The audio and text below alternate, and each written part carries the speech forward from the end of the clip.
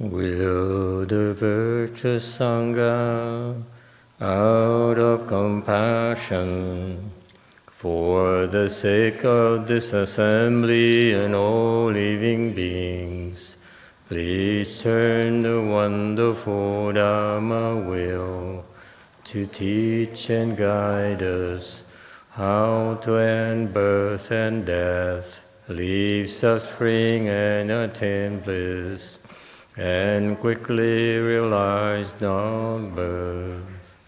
Cung thính đại đức tặng thịnh, bi thứ pháp hội cấp nhất thiết chúng sanh, thịnh chuyên diệu pháp luân nhau đạo ngã môn, như há liêu sanh thoát tư ly khổ đạt là tốt chứng vô sanh.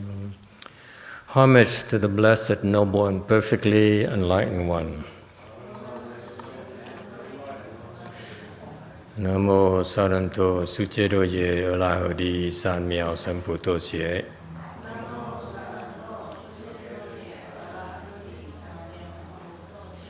Namo Taratha Toya Daya Halahade Damyo Tambo Da Toa.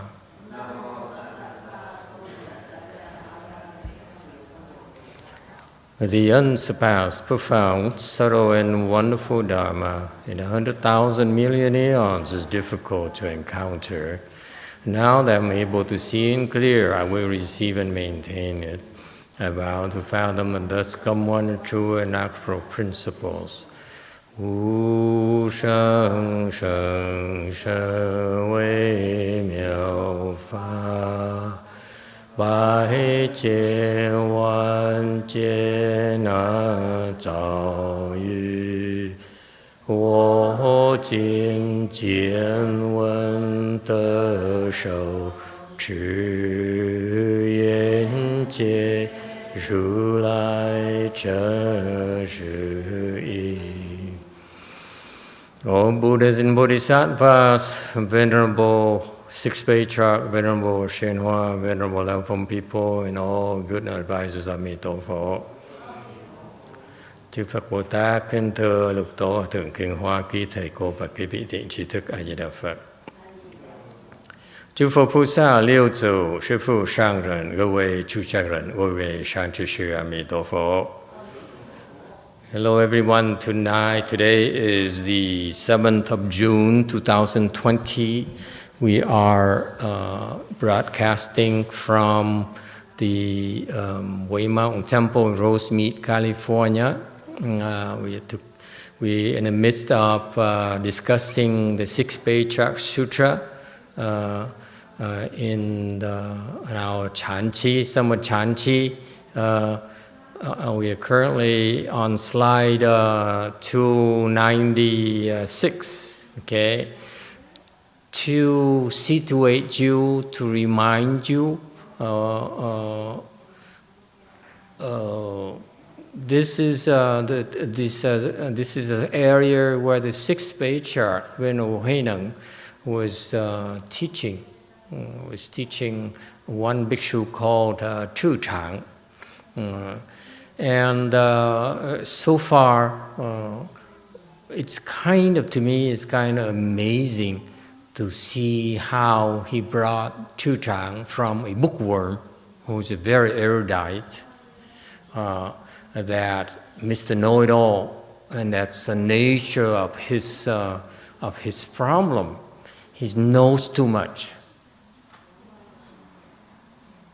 Probably has a PhD. Okay, or equivalent. And I'm not making fun of you PhD people, I'm only talking about these monks who are misguided into pursuing knowledge instead of pursuing wisdom. Knowledge and accreditation is quite different from wisdom.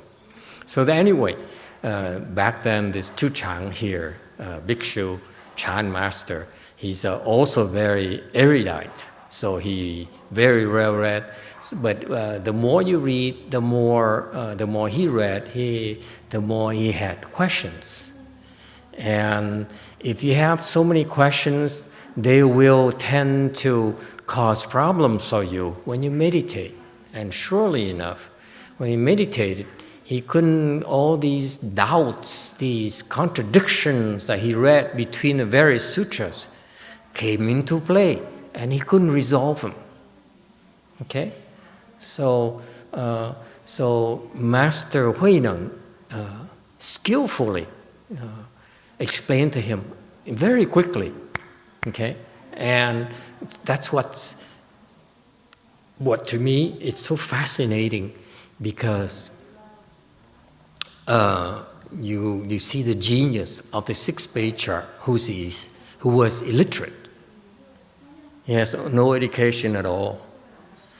And yet he's able to teach someone extremely well educated, if you will. And in a very short span of exchange, he's able to bring that guy to a level of understanding that is enable him to let go of so much of his baggage. And even though it's not recorded, but my guesstimate is that Venerable Zhì Cháng basically reached 4th Stage Arhat in that short span of training from the Venerable Huineng, which is incredible. It's beautiful. It's masterful, you will. And that's why if you in the future you will want to become a Chan master, Bar master, a Shifu, and you want to accept a lot of disciples and feel obligated to train them somehow, instead of only feeding them or giving them a hard time, you might want to study this. And so this Zhì Cháng here was skillfully brought to 4th Stage Arhat, in my estimation, and that's why that's what was reflected in Zhì Chang's verses. Okay, as soon as he had this awakening, he said, "原来, originally that's the case. That's what happened." And so that demonstrated to me that he reached the 4th Stage Arhat at that point. Not first, not second, not third. It's 4th Stage Arhat, in my humble opinion. All right. So there's a lot more that I don't have time to explain to you, but to me it's so beautiful.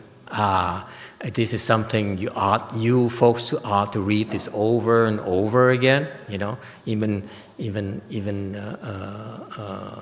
and you see how beautiful it is. I remember when I first started, we didn't have a lot of English Dharma explanations in English. My master died before he would really bother to teach me anything. So what I learned from him was secondhand. So after I left the association, after 4.5 years of staying there, I couldn't take it anymore. Conditions, thank God, forced me out. So I brought his Dharma with me, and all I had, mind you, is only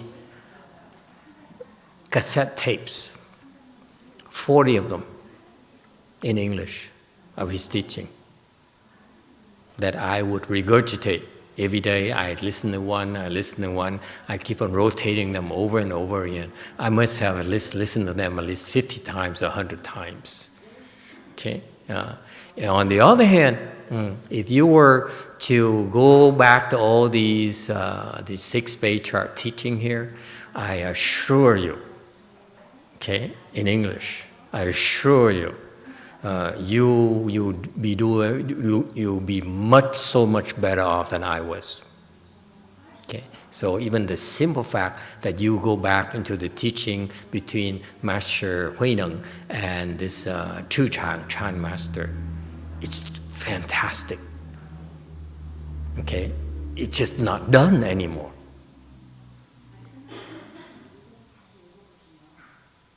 It's genius.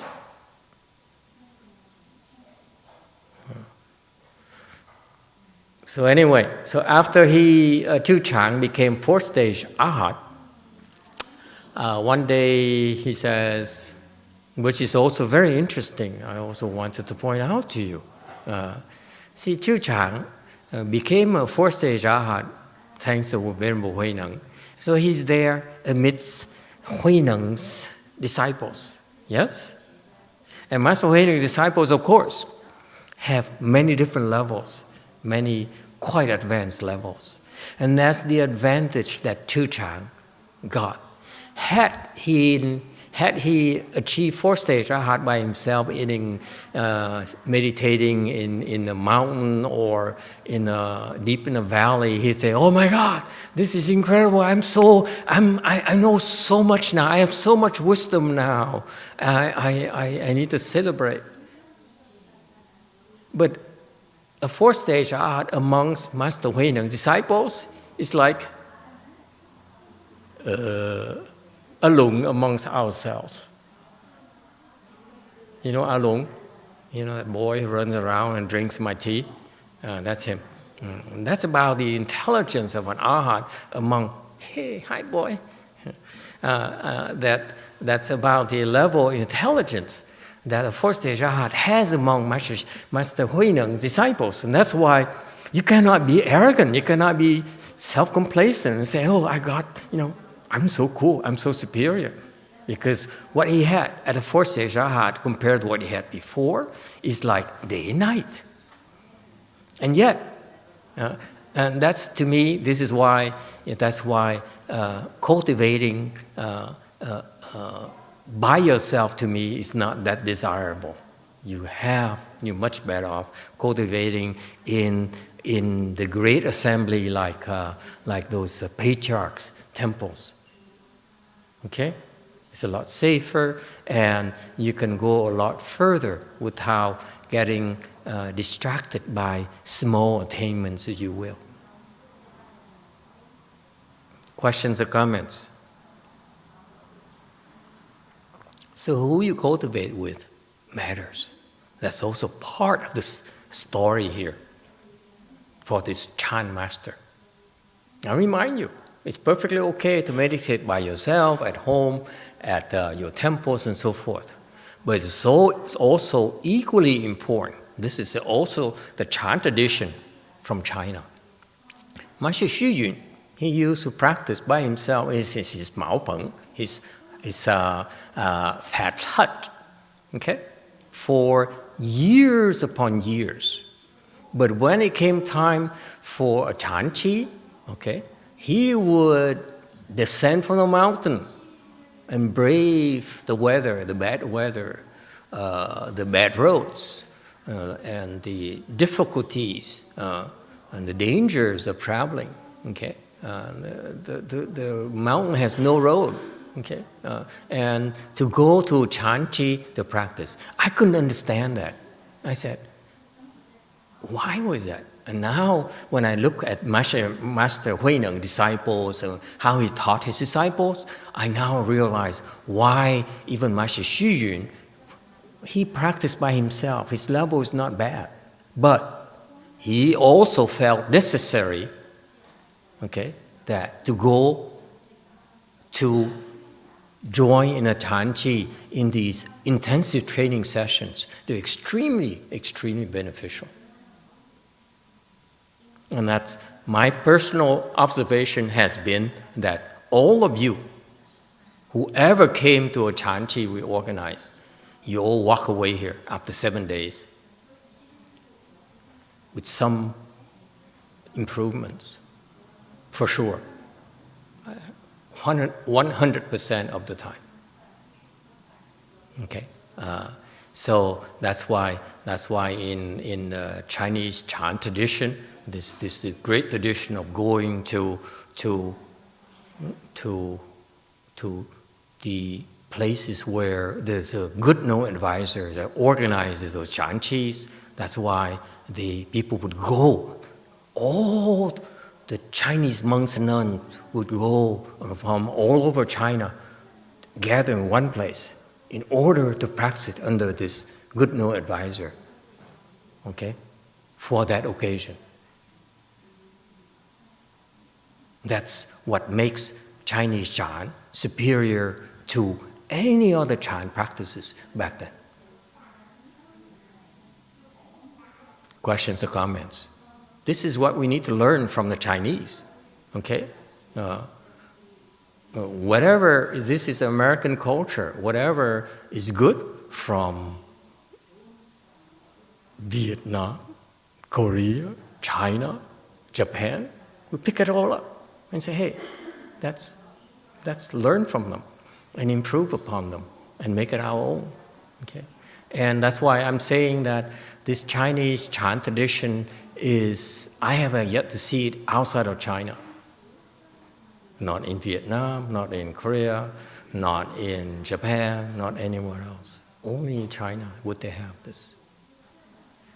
Okay, so for us in the US, if you want our Mahayana, our American Chan, to be as strong and if not better than Chinese Chan, we have to first adopt their technology and then improve upon them. Okay, and we will. Okay, so my point being now that Zhì Cháng's great advantage back then, he's able to go to this patriarch's place where he could practice amongst the elite. That is irreplaceable, and they show us. So instead of being full himself and self-satisfied, he says, boy, all these people, so many of them are better than me. I still have a lot to learn. Right? Yeah. Whereas if you at your own temple and you look around your late people and your colleagues and your fellow monks and nuns, you say, wow, I'm better than them. Now what? I'm the top of the mountain. Where do I go next? Okay, it's very hard for you. Whereas Zhì Cháng saw so many people who were so much better than he was. Okay, so that's why he continued to practice. Okay, and that's what we are today. So he even though he got some real wisdom now, a little bit of real wisdom, he still was working hard. And one day he said, he took advantage of being there in the presence of 6th Patriarch and have the 6th Patriarch undo his doubts, the things he couldn't understand, okay, by asking questions. And that's why, in our tradition, I leave so much time for you to ask questions at any time about anything at all, because it's the very same spirit. That is, if you are able to ask questions, if you ask the right questions and you get the right answers, maybe we will speed up your progress towards enlightenment. Because this is what it's all about. It's about bringing you to enlightenment quicker.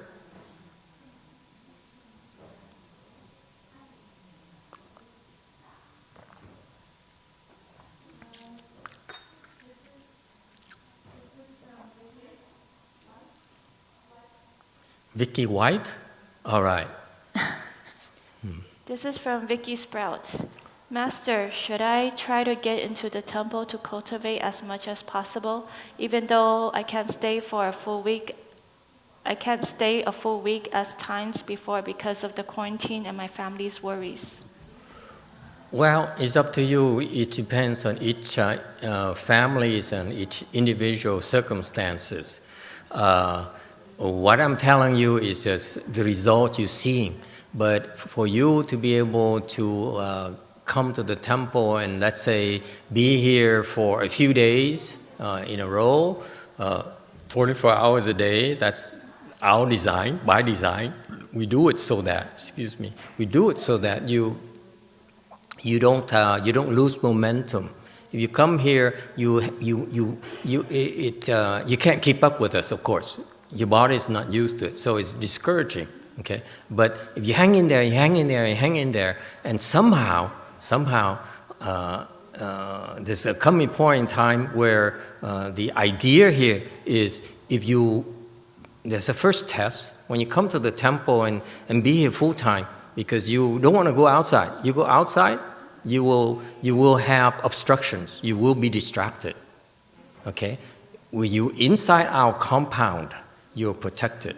You go outside, you'll be back to your own worldly habits, okay, and so forth, and in particular your own karmic obstructions. Okay, so that's why even though we have limited means, but our facilities are always designed to handle a certain amount of people, so that they don't have to venture outside the compound. That's so important. You need protection, number one. Okay, and so the first thing you need to understand is that when you come to a place like this, it's about 24 hours protection. Okay, and even though you can't keep up with the schedule, the process is to try your best. Okay, keep on trying. Even if you fail, you get some rest. You come back as soon as you're ready. You come back and you try again. Keep trying and trying again. That's a spirit. Okay, you don't quit. Okay, so that's the process behind here. That's a fundamental of a way place like this. Okay, you come here. Don't worry, we don't expect anything from you. You don't pay, you don't have to pay for food, you don't have to pay for lodging, whatever. You come and cultivate, that's good enough. Now,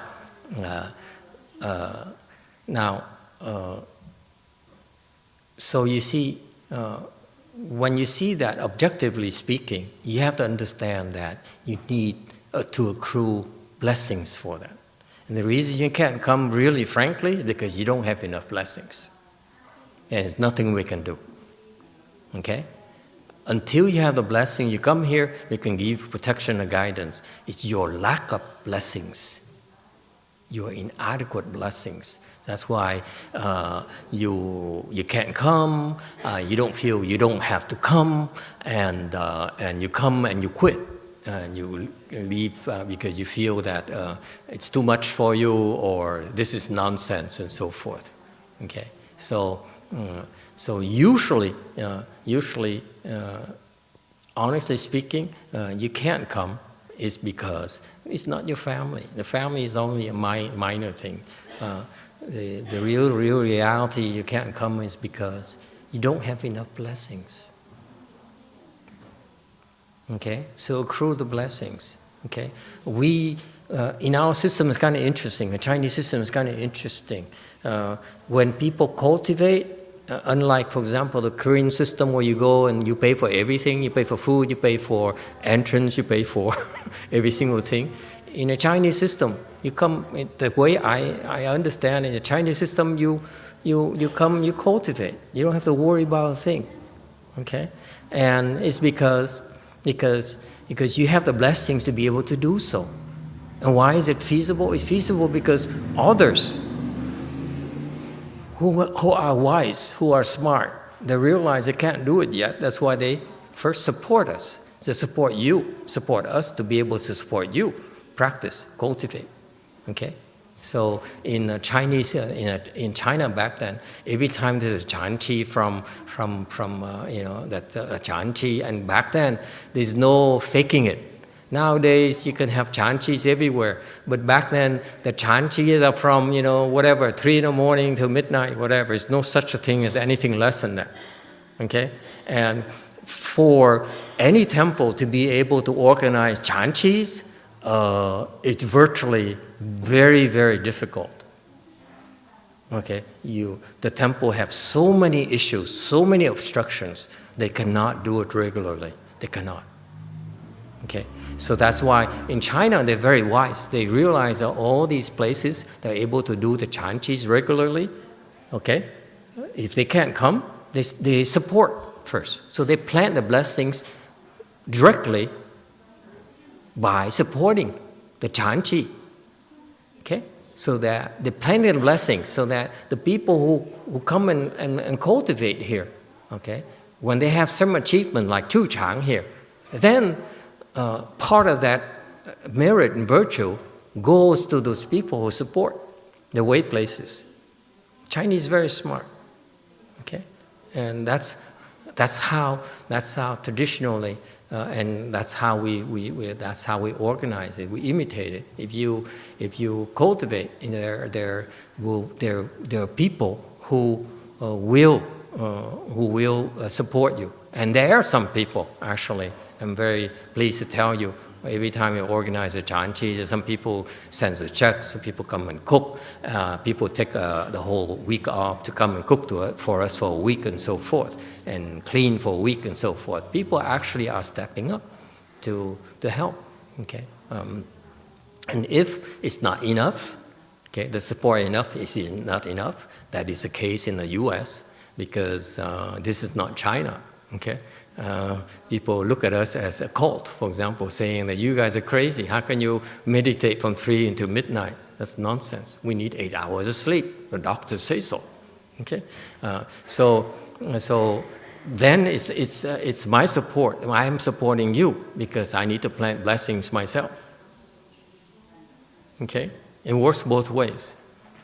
You don't support if you don't get external support. I support you, so that I can plant blessings for me for one day to be like Venerable Xu Yun, can go to real chanchi and forget about temple, forget about disciples, forget about airplanes and boats, and just cultivate and become enlightened. Okay, we all need to plant blessings. That includes me.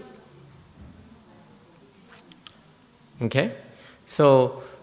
Sorry to give such a long answer, but it's about trying, and you feel, it's very simple, you feel you still can't do it, keep planting blessings, okay? And directly supporting the chanchis, the fochis, and so forth, okay? And eventually, those obstructions will clear up, and then you can come, okay? Any other questions? Does that answer her question? Okay, very good. I'm glad she asked the question. Again, you have to ask the right question before I can answer. I will answer you. You don't ask questions, I won't tell you.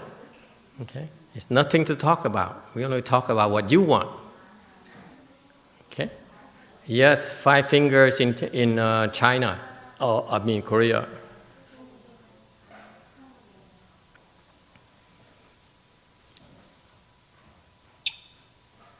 Hello.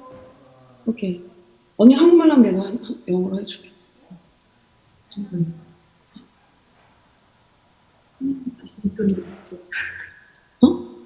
정확하게. So she's a new student. Bonnie she's from Cheongju. Okay. She listened to the MP3 of our Great Compassion Repentance of Your Voice. Mm-hmm. And then she started crying and crying and crying for how long? All day long. Oh no. And she told me the moment she heard your voice, it felt like you are trying to comfort her, the voice was comforting her, and she doesn't understand a thing what it meant in great compassion repentance. So she's curious why. Wow, thank you. No, that's very nice. So I heard a similar kind of thing. Make all the women cry. Yeah, I know. I have a bad reputation. I also heard a similar thing. Someone, I don't remember, like last year, someone said, listening to my speaking the Dharma, the dog cried or something as well. Just kidding. American humor.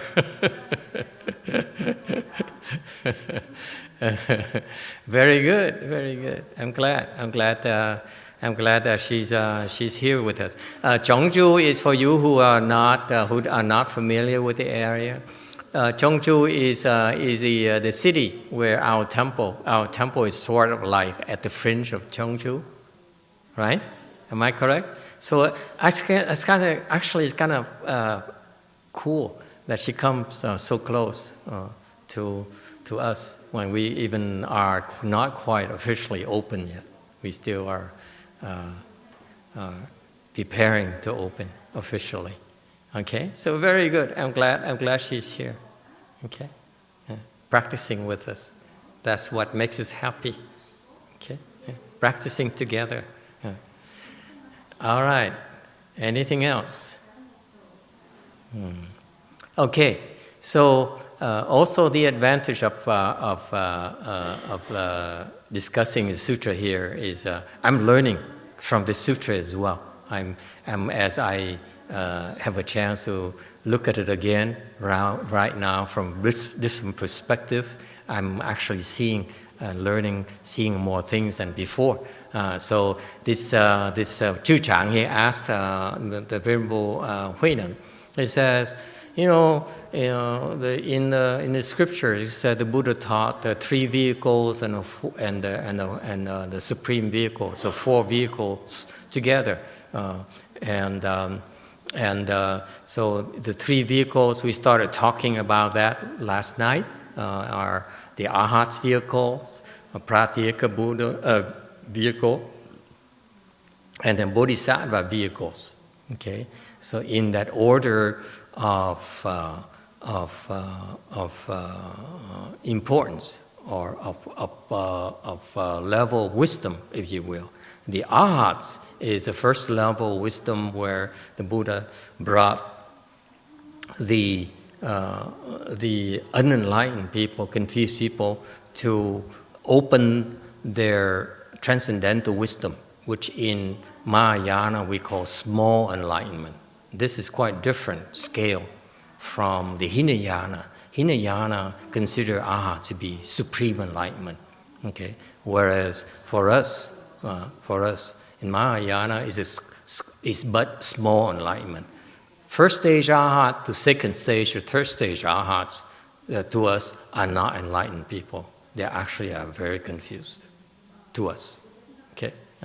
So anyway, so we taught the Arhat's vehicle, and last night we started talking about the Arhats. The Arhats, in order to certify to Arhatship,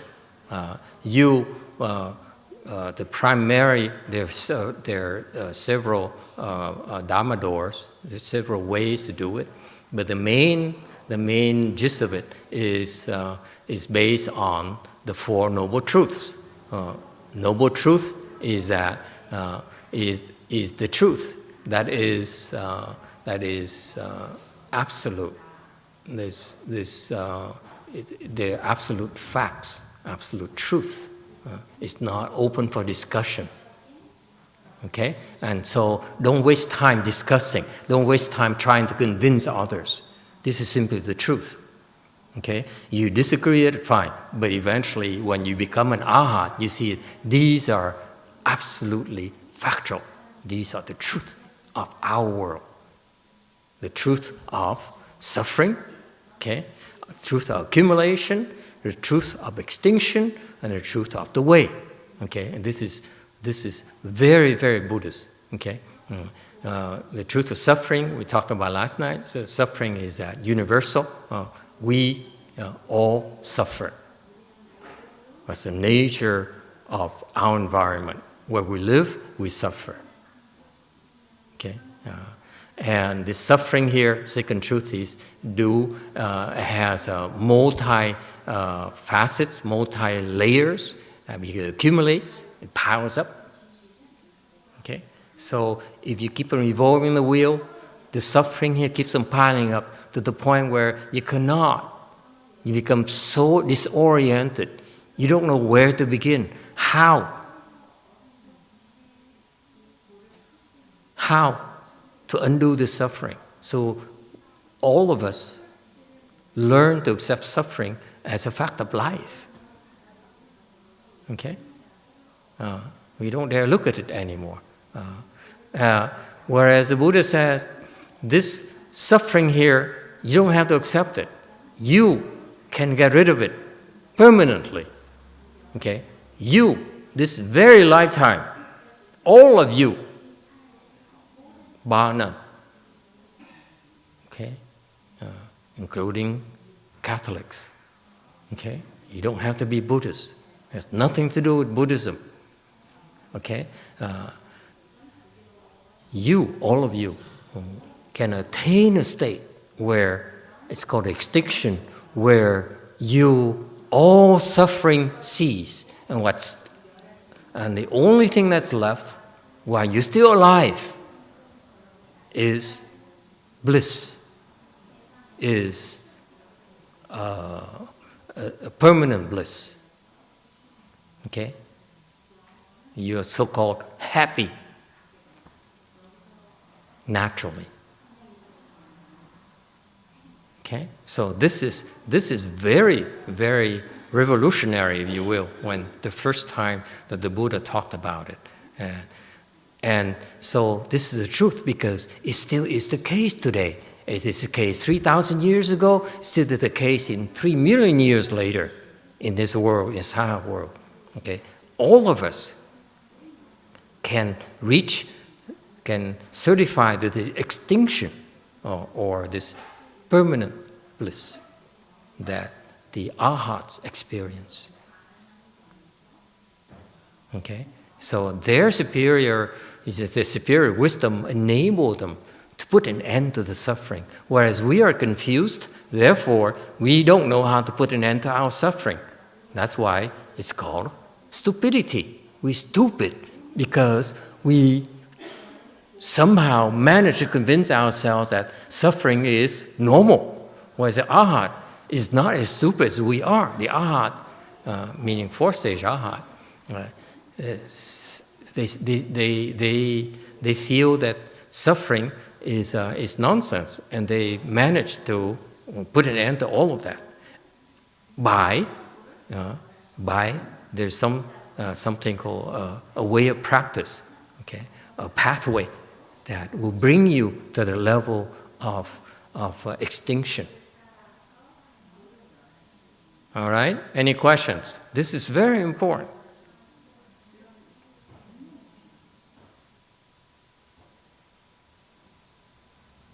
Because, again, anyone can do this. This lifetime. There's a way to do it.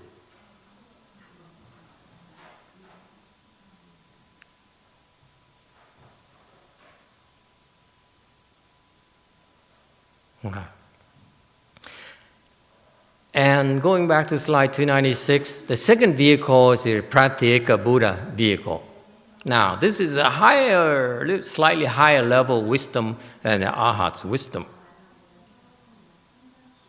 Okay? And the Pratyekas get there by cultivating the 12 causes and conditions, and that's how they awaken to not awake to the way, awaken to the way. Okay? And when they awaken to the way, according to the slide here,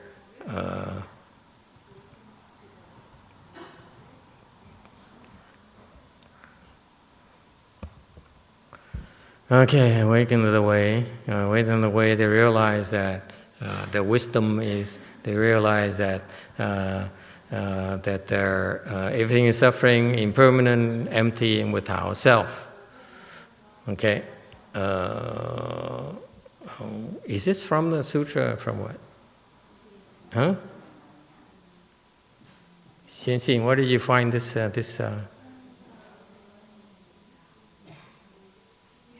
Wikipedia? Don't use it again. This is a waste of time. And this is from scholars. Huh? It's nonsense.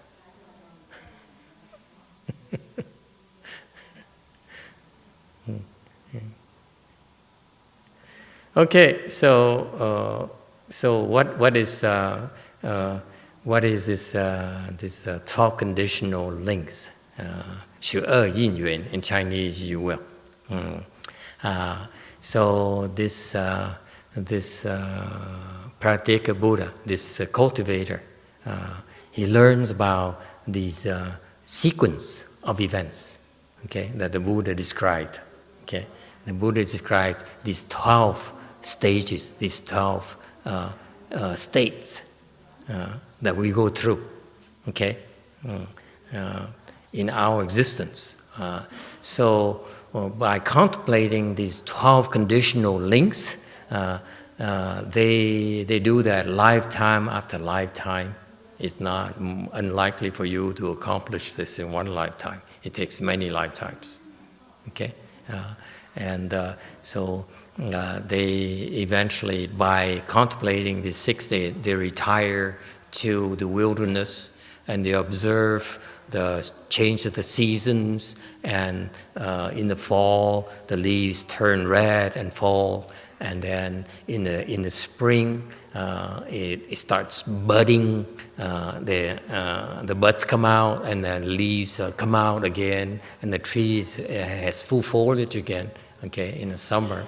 And then the cycle begins over and over again. So by contemplating the nature, by the changing of the season and the nature in nature, these cultivators of the 12 conditional links understand these stages, 12 stages.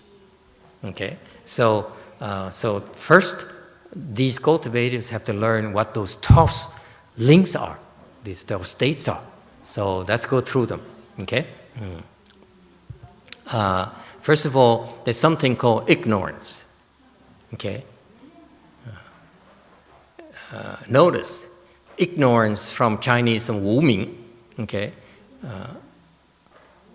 Why isn't it called stupidity but ignorance?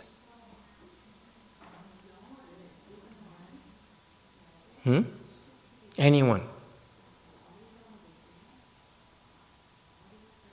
What's the difference between ignorance and stupidity? 5 fingers.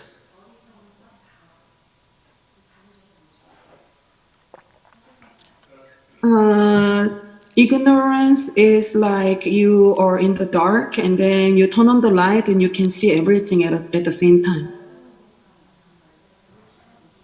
What about stupidity?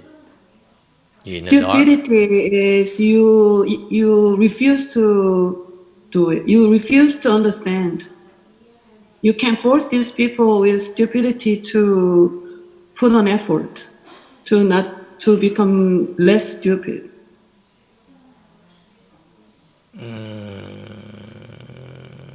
Okay, I'm not going to say yes or no.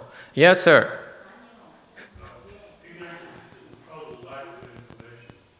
Ignorance is lack of information. And stupidity? Not being able to recognize truth and see it. Could you repeat that? I think they couldn't quite catch you online, your answer. So ignorance is what? A lack of information. There's just nothing there. Okay. And number 2, stupidity is? Stupidity is refusing to believe the truth when it's presented to you. Clever. I like that. Can I rephrase it?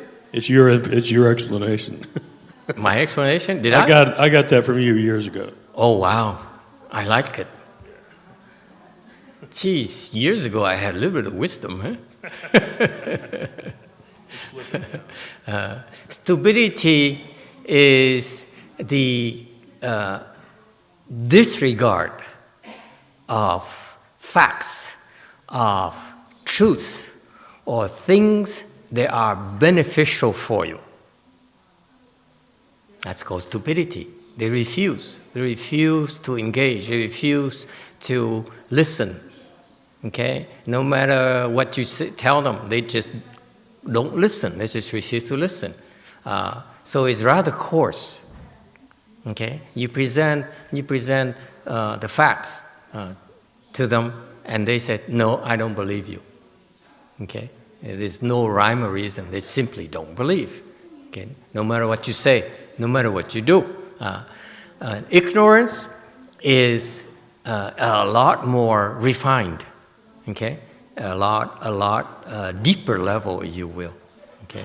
You need to break through stupidity before you can reach ignorance level. Okay? So stupidity is so coarse, that's why you need to overcome stupidity first before you're able to address your ignorance, which is a lot more refined. Okay? That is, ignorance is the fact that is a lack of information. That's correct. Okay? Stupidity is the inability to process information. Ignorance is the absence of information. Okay? But it's not quite that, even that, because at the fine level, even when you present facts, information to ignorant people, they still choose to disregard it. Okay? So it's not quite clearly, it's not just the ignoring it. It's just so minute, so refined, that it's very difficult for them to even recognize it. Okay? Even with information, ignorant people take longer to recognize it, to absorb it, whereas stupid people would be virtually impossible. That's the difference. So for stupid people, you can yell at them, you can beat them up, you only look bad. But ignorant people, you yell and beat them up, yeah, they wake up to it soon enough. Okay? Does it help? So what is this ignorance here? Still waving fingers? Master, does that mean that when the people with the stupidity, even if you teach them, there is no hope? Even if you kiss them? No, if people with stupidity, they have no hope. Like it's like waste of time to teach them because they have no ability. That word interests me. Kiss them? Huh? No. Be careful. Be careful. You don't enunciate. People might get the wrong message. You kiss them, it's no point in kissing them. You teach them, right? That's what you mean. Okay. Yes, my English is getting rusty. Sorry. Yeah. Yes. It's not that. You don't worry too much about the clear distinction. It suffices right now to say that stupid people is very difficult to deal with because they simply don't listen to reason. They simply don't believe. There's nothing you can do. Okay, it's very difficult So the difference between stupidity and ignorance is that you need to get rid of stupidity first. We all stupid first. You are stupid first. We have to help you, just like Zhì Cháng was stupid. So Master Huineng had to help him get rid of that stupidity. And then now he's going into helping him get rid of his ignorance. That's a relationship, if you will. Is that okay? It's much better that way. Much better way to explain it, between stupidity and ignorance. Yes, question? On slide number 296.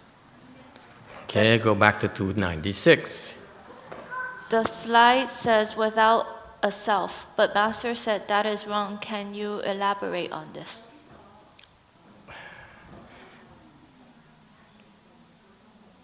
What I mean by wrong is not wrong. What I mean by wrong is that that's a wrong way to teach our followers. This is too slow for me. Okay? I would not teach it this way. Let the Chinese teach themselves, but we are not going to use this. Okay? So to me, if we don't plan to use it, it's not worth looking into. Okay? Don't waste your time. Let's not waste our time going through this. I could explain to you what this is and so forth, but it's to me, it's too Chinese. It's not what I would approach it. Okay? Nice try for you to look up from Wikipedia, but it's not what I want. I'm not interested in that kind of thinking. It's too Chinese. Too Chinese, sorry. Yeah, I don't care. It's too Chinese. Okay? Yes, there is a question over there.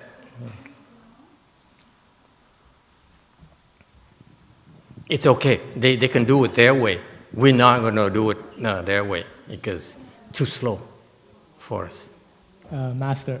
Yes. So I heard one guy put it this way, ignorance is willful.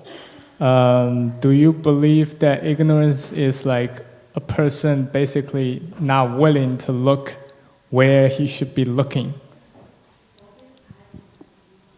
Same thing with stupid people. You can use the same logic for stupid people. Okay. They're supposed to do something that's good for them, and they are not willing to. Okay?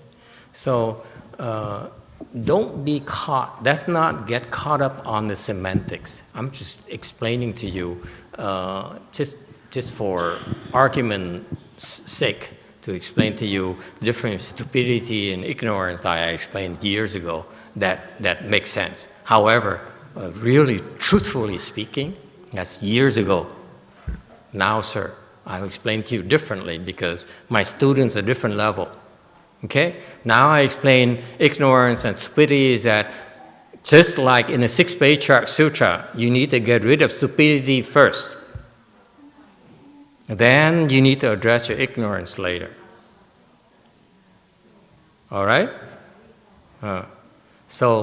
Because ignorance is a lot deeper. Stupidity is at the coarse level. It's on the surface, if you will. And ignorance is you go deeper and deeper into the great depths of the ocean, if you will. That's the analogy. So far, so good? Just keep that in mind. Don't try. This is not a scholarly debate. It's no way for us to explain everything in words. Okay, and it's not our interest. Okay, our interest is to help you do it, not to describe it, because it's not describable. Yes, internet. Is the level of a Pratyekabuddha between an Arhat and a Bodhisattva? Yes. All right. Still, 5 fingers.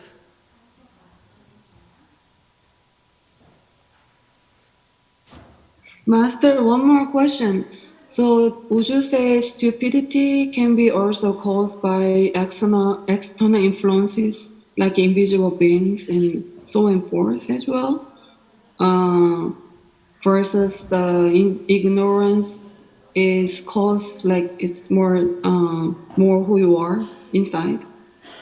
No, not necessarily. It's not confined to external influences or internal factors, because ignorance can also be caused by external influences too. For example, you go to an ignorant temple. You like it, huh? So no matter what you do, it's still ignorant.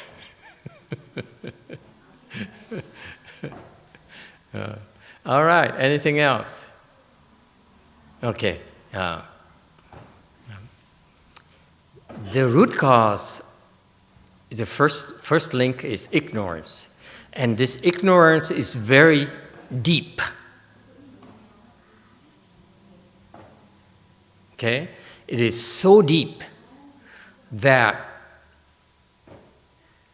it is the root source of a lot of problems. So this ignorance here is actually, in terms of manifestation, how do you see ignorance?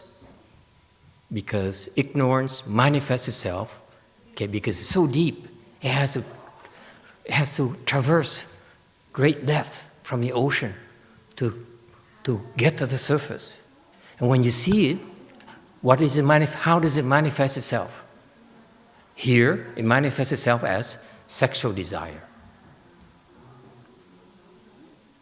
So far, so good? Okay, so the reason that we have sexual desire, because deep down somewhere in our psyche, in the depths of our mind, okay, there is seeds for sexual desire. Okay? So far, so good.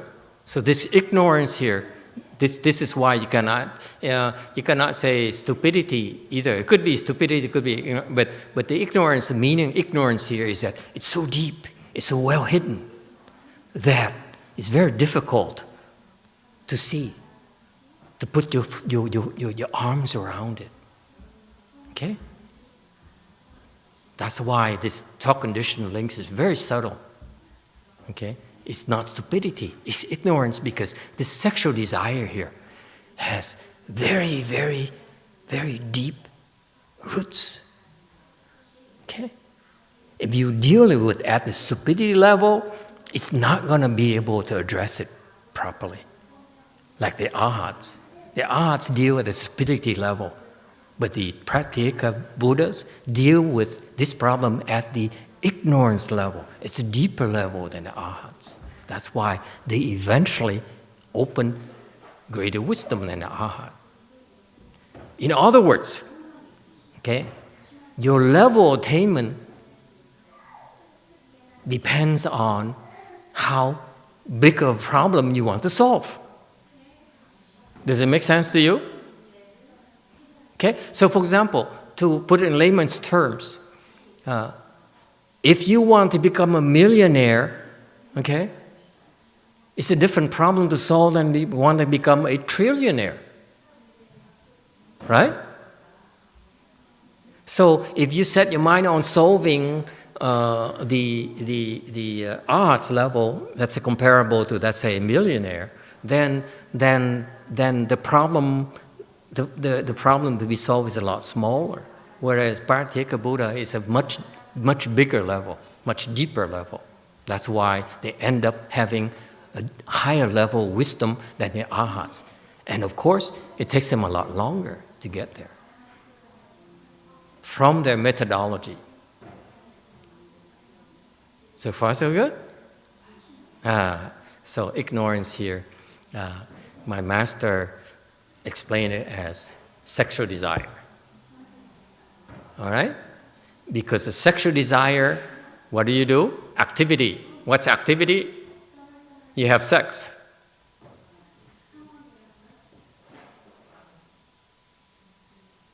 I know in the later slides, whatever they said, like mix up feeling, you have not the principle, you mix up, you have it mixed up, so action and false. This is polite Chinese talk. Cut it out. Okay? Can we call it for whatever it is? Okay? My master, I used to like it better now that when I translate his teaching to English, somehow they made it more palatable to you, less offensive to you, but then it also obscures the original methodology. You need to know what it is first. You don't even know what it is, okay? You refuse to look at it. You say, no, I can't talk about sex. And I used to have this reaction from so many of my students. They said, I remember this Korean lawyer, I don't really remember, Sarah, in Lu Mountain Temple. Anyone remembers? His name is, we're not going to mention his name. Yeah, he came, he said, and he liked our Chan approach. And one day I started talking about sex. He said, I could see his face. I said, this monk used a dirty word. And he never came back. He was so disappointed. I said, monks don't talk about sex. He told me that before he left. I'm never coming back. Here I am again, 10 years later, talking dirty again.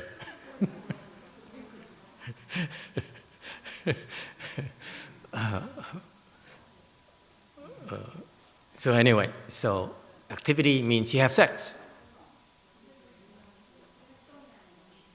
Okay? And because you have sex, women get pregnant. If that Korean monk is still here today, he'll be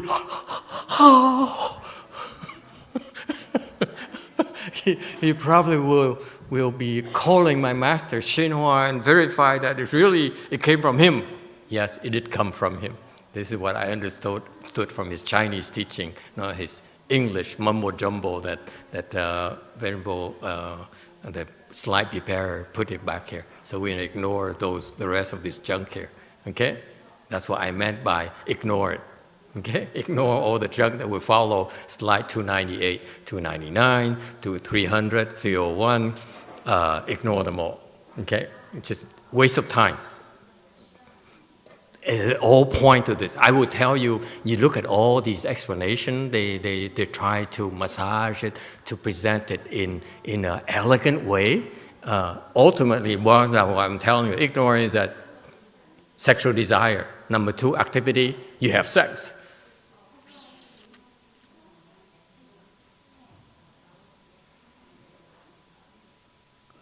Okay?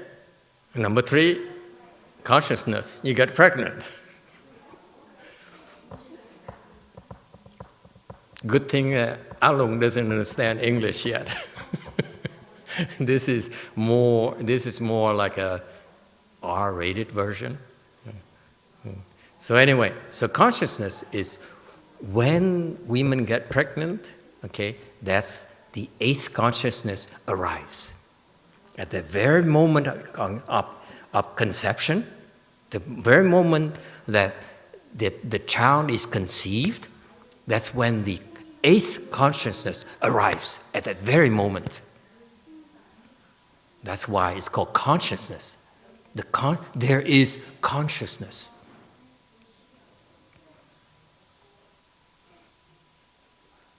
Does anyone have any problems? Speak up or forever hold your peace. Huh? No problem? Should we continue? Yes.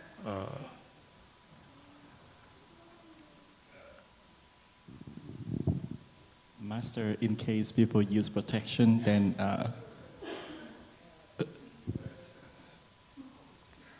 if they use protection or the pill or IUDs or those things, then the other if 10 link would not. It works because I heard they work only 95% to 99% of the time. You want to be factual. Oh, God. Okay. Then there's no consciousness.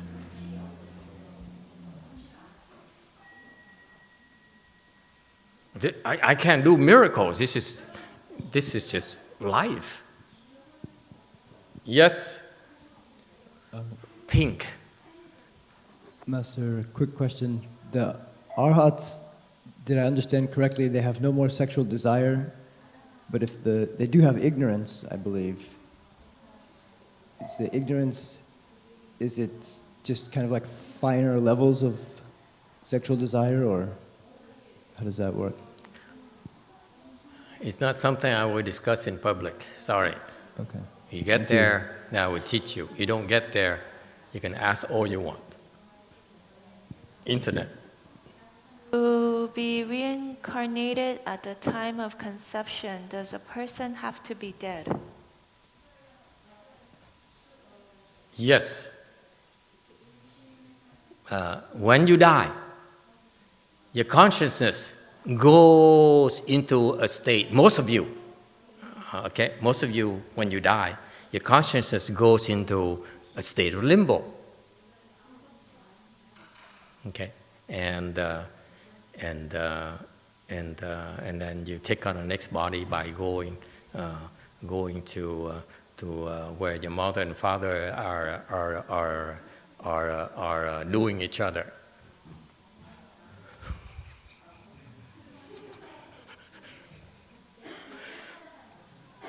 I know the older people don't find it funny.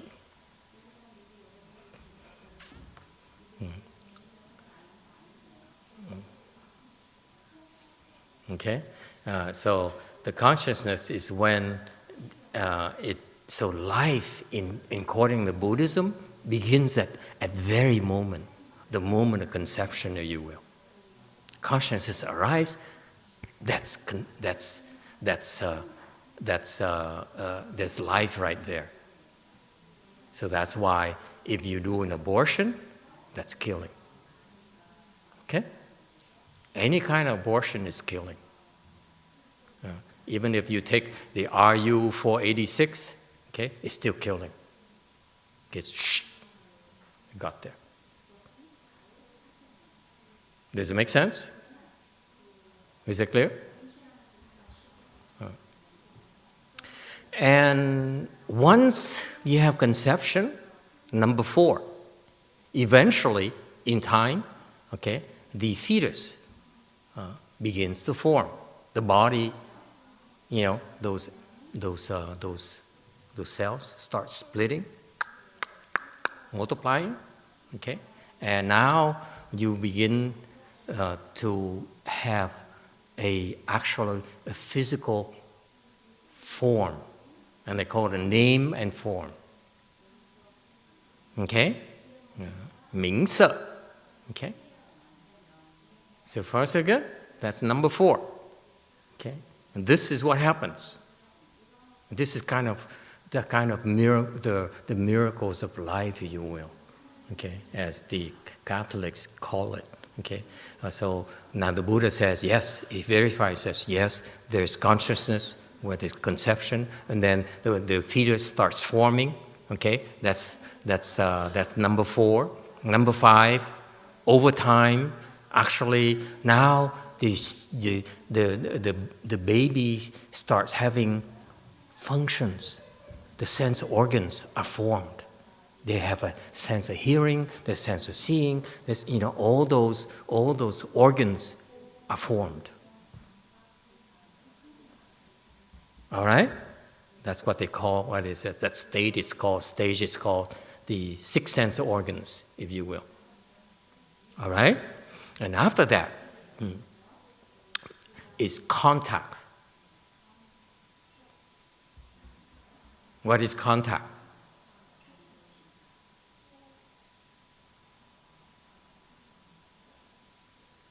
Anyone knows?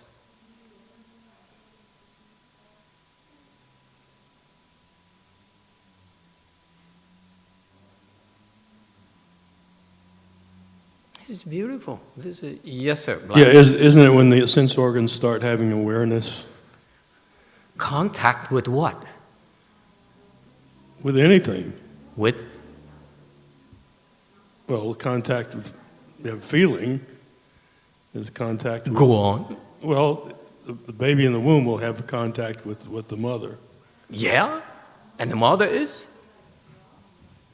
Contact with the outside world. Right, okay, right. Is that clear? The sense organs, now as they begin to function, okay, it's able to register external stimuli at those moments. That's when it's called contact. Is that clear? You have, for example, you have the mother drinking some cold drinks because it's a hot day like today. Okay, so the cold drinks, the Coke today. Did you have Coke, Julie? We have a guinea pig right here. Okay, okay, it's a contact. Okay, with Houston. I mean, contact. Yes, sir. Yeah, the baby can hear it. Absolutely. You say, hey, it's daddy, it's mommy. And he says, yeah, hey, hi, daddy, I'm coming. Don't go anywhere. Right, and they can touch. Yeah, yeah, he says, oh, you know.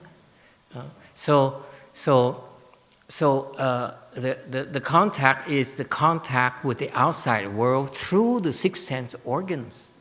Now it's begin to retrieve data, gather data right from in the wombs already without having to be trained.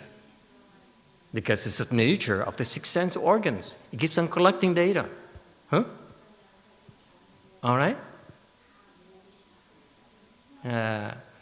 And with contact, okay, then the seventh stage is that feeling arises. Pleasant feeling. Yes? When the mother drinks a cold drink like today, a hot day like today, it soothes the fetus inside, the baby inside. So it's a pleasant feeling. Yes?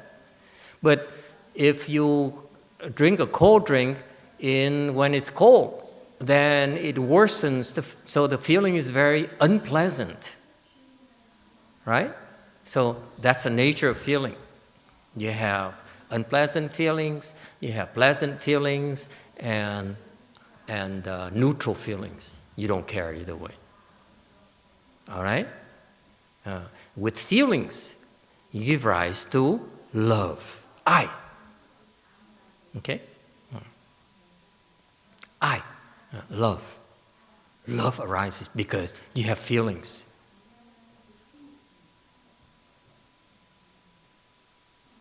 There's so many jokes I don't dare tell you because. But, yes, sir. Shouldn't that actually be attachment? Later. Okay. This is so beautiful. This is incredible wisdom.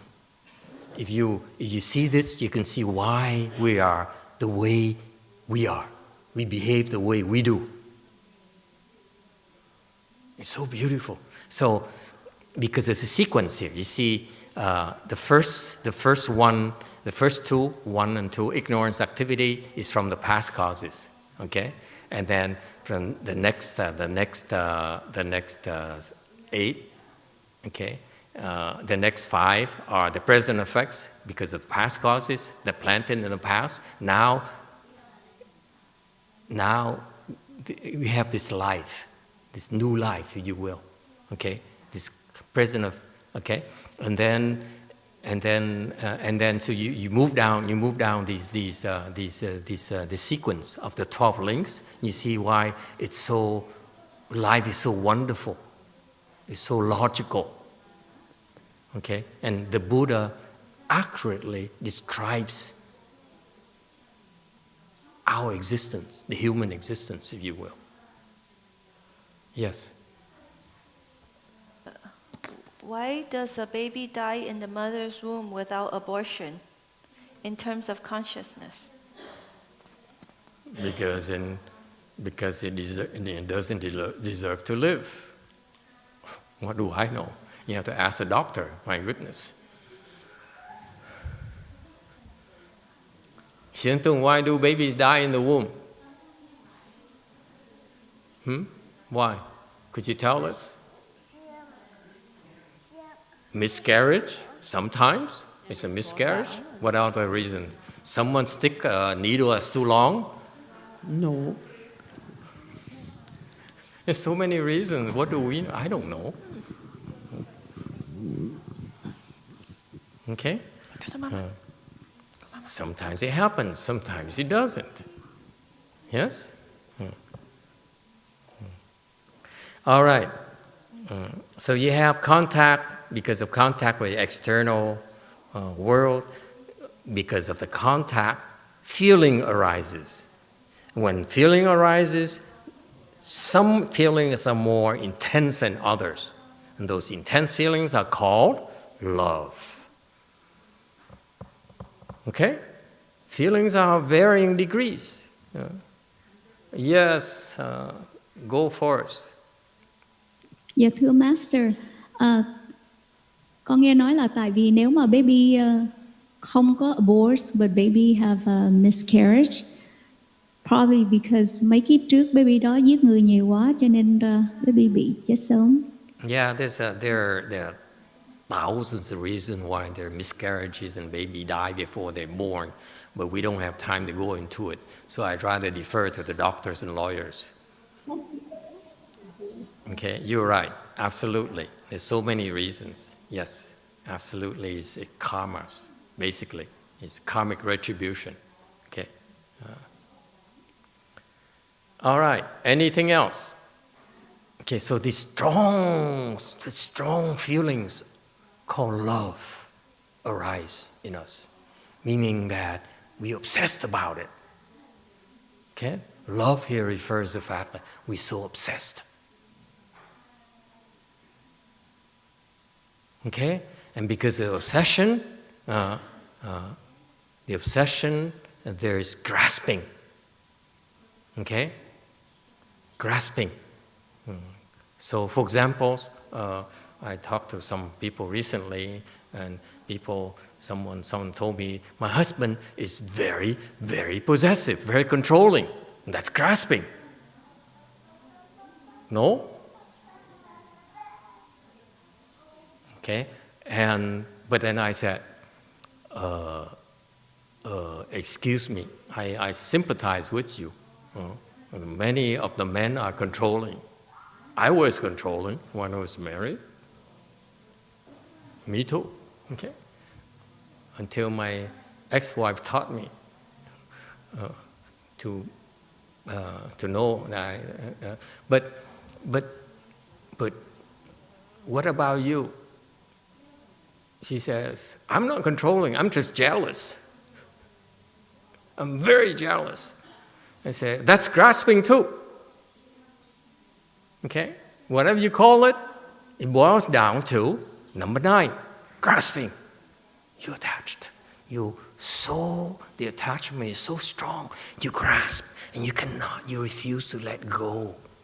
Like the boy is not letting go of the birthday balloons right now. You see? You notice his grip. He's holding it very tightly. Okay? That's grasping. That's us.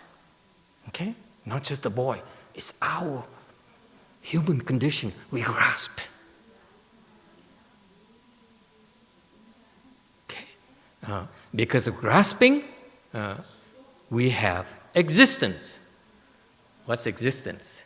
This is where Master YongHua never really explained it. That's why I told you earlier, ignore it, because either he didn't have time, or existence.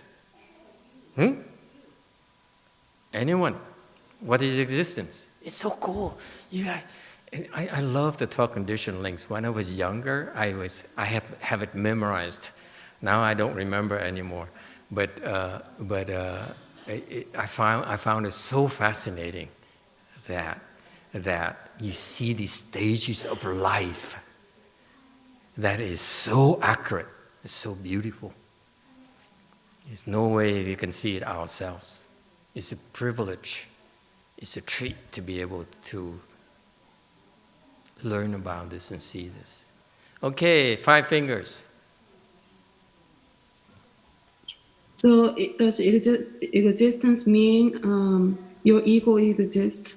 Because without the other part to reflect ourselves, you have attachment to something, so your ego exists.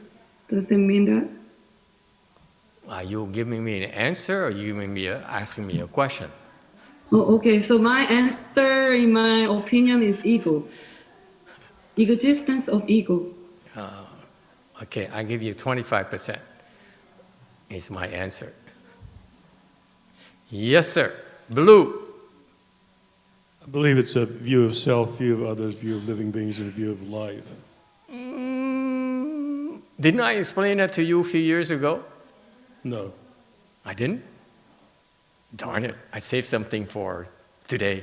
Not to me. Then. Not to you. Orange. Lunch today is very good, thank you very much. I know you've been cooking for 2 nights. Yes, go ahead. When the baby born? When the baby is born? Yeah. Come out to the world. 27%. Okay, very good. Anyone else? That's only because of 2 nights, otherwise only 25. Yes, back there, please. Existence, what's existence? My understanding It's so beautiful. Yes. is that it starts to do things from not doing. The what? Could you Starts repeat? to, The what? it starts to do. Thoughts to do? Starts to do as opposed to not doing. Thoughts Starts to to do. Thoughts to do. No, it's not that. You're way off. 0. Yeah, very good. Anyone else? Yeah, go ahead. I don't care. Open season, shoot. Hello? Most people have a hard time explaining existence, let me tell you. Most Chinese explanation don't, I don't feel they do, to me, it's black or white. It's nothing in between, okay? And these explanations from the Chinese sources, I don't like them, including Dharma Masters. It bothered me for a long time. I read everything and said, look, 1, 2, oh wow, look at that. 5, beautiful, yes, 9, beautiful, and 10? Disappointment. Yes. Existence of desire? You're the sister. Okay, 30%. Yes, go for us. Existing, could it be that because we are so attached to things, so we didn't let go, so we exist to do all the things that we do, and then we go back to the beginning again? What's your name again? Dạ, con là nữ. Oh my God, 98%. San Jose is good. We should all move to San Jose. I should move to San Jose. You guys stay here. Yes, internet. Does existence actually mean being alive and not being extinct? No, now you're going away from it. Hello. Yes, yes. You see that? The boy really enjoys himself. Stuck in karmic reincarnation? Along that line, yeah, that's very good. Here, let me explain to you. Nữ almost till God, almost all of it. That's very good. That's excellent. 98%. It's very hard to do better than 98%. Let's go down. It only goes down from 98%. Go second time. She's going to improve on the last 2%. Wow. Go for it. It's the existence of habitual habits. Habitual habits. 45%. I have to think of a number. Yes. Anyone else? I told you, you would not listen to me. Yes. Anyone else? That's nullify nữ. It's a beautiful answer. Yeah.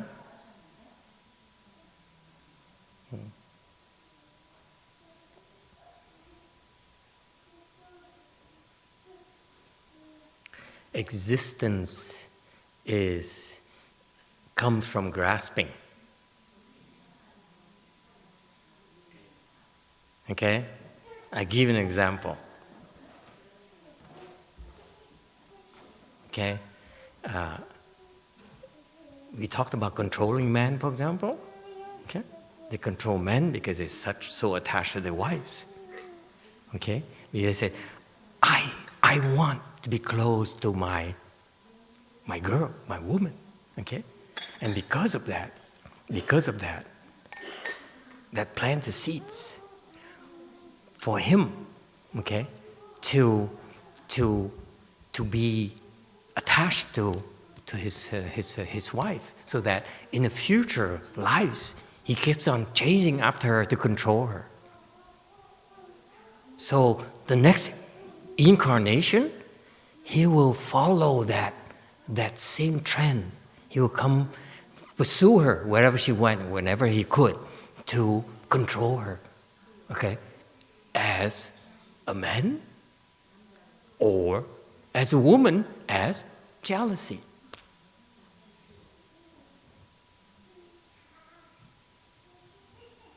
So, because of this grasping here, okay, it funnels this individual into going to that place to realize his grasping. Okay? So am I making sense to you? Huh? Can you give me another example? We could, it's easier to look at the example because it's very, very factual. Yes?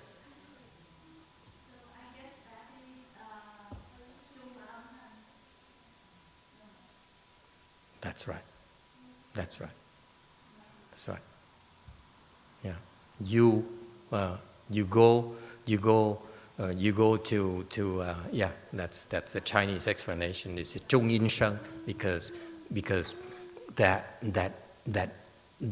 state there, you're waiting to go and follow your deep attachments, if you will. The attachment to what? Your mother, your father, sometimes hate for your mother, hate for your father, hate for your sister. Okay? All those grasping will predetermine you, will prepare you to go and take shape, take a body to be able to do that.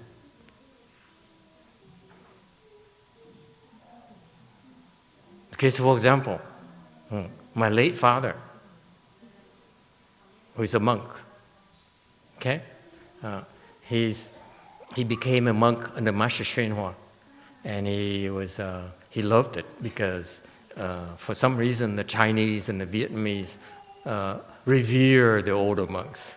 Okay, so he's got the respect, he's got the adoration from all the people, and in that world, they know better. They want to either become enlightened or go to the Pure Land, right?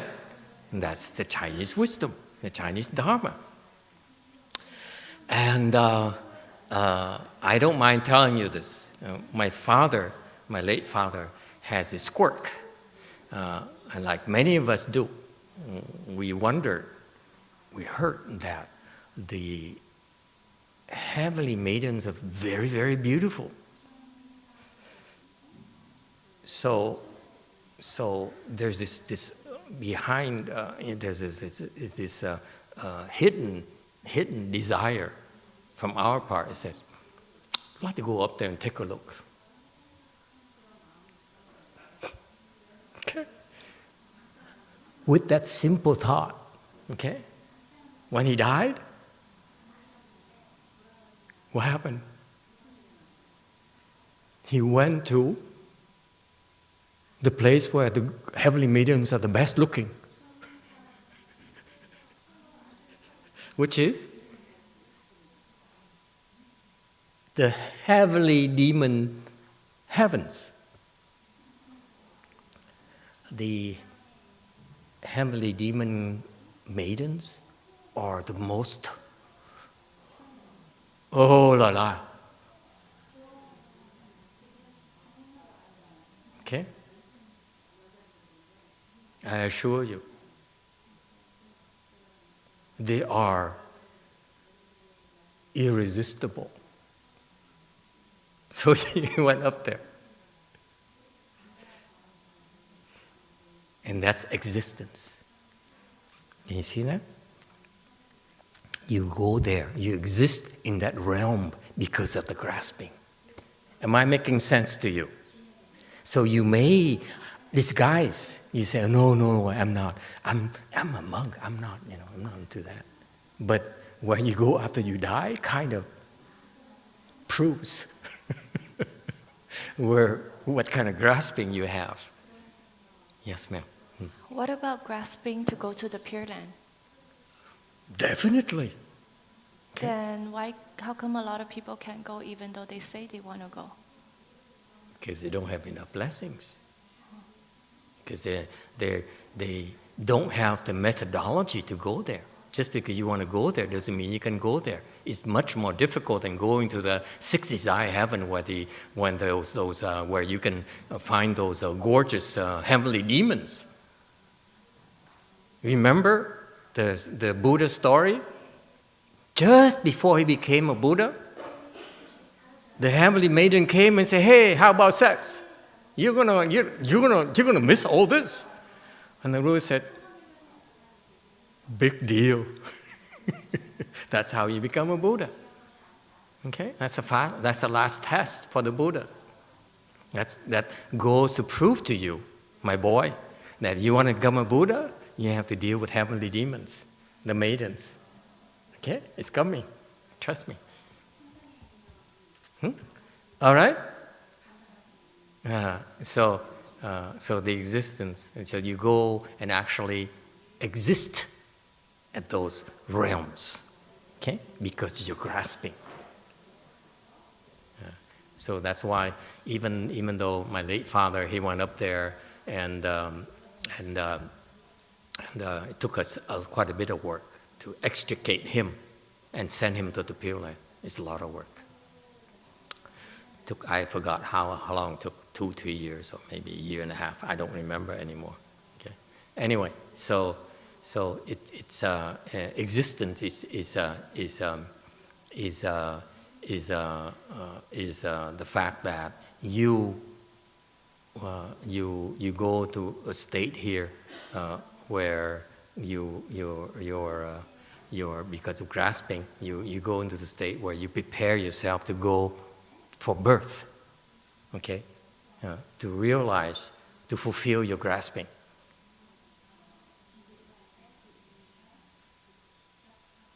So far, so good? Okay, so that's one, number 11, is birth. So this existence here is the intermediate skandha body, okay, that is pushing you for birth in this area, Okay, and that's the question earlier about why is it people want to go to the Pure Land, but they can't go to the Pure Land, because they may go into an existent level here, number 10, okay, but they have obstructions. They cannot go for rebirth to the Pure Land. And that's why in Buddhism, okay, you may want to go to the Pure Land from grasping. You really, really, really want to go to Pure Land. And you die, you go into a state called intermediate skandha body, right? Waiting to go to the Pure Land. But that's when your karmic obstructions come. And you get overwhelmed and you cannot be born to your place. It's called karmic obstructions. Okay? Because these people didn't anticipate it. They were ill-prepared for it.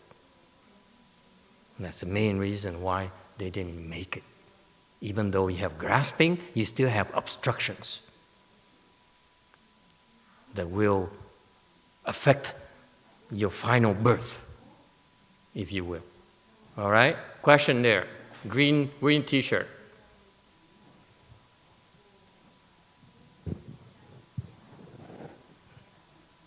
No questions? Master, in the intermediate skandha body, can they cultivate using that intermediate skandha body? Can't cultivate. Forget it. They basically are in prison. They can't do anything. They need help. Okay? Can't do anything, practically. This is when you need to go to a good temple to get help. Okay? You don't get help, you're in big trouble. All right? And finally, number 12 is that complete the cycle. You age, and then you die. All right? Any questions? Those are the 12 condition links. So this is the stages of life where that accurately describes how we revolve in our will reincarnation, lifetime after lifetime after lifetime.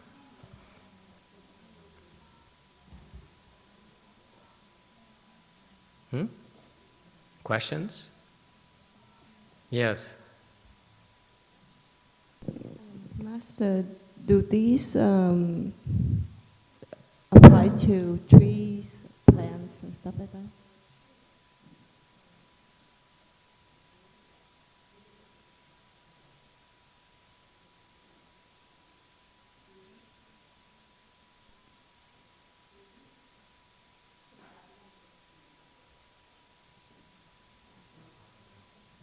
Hello?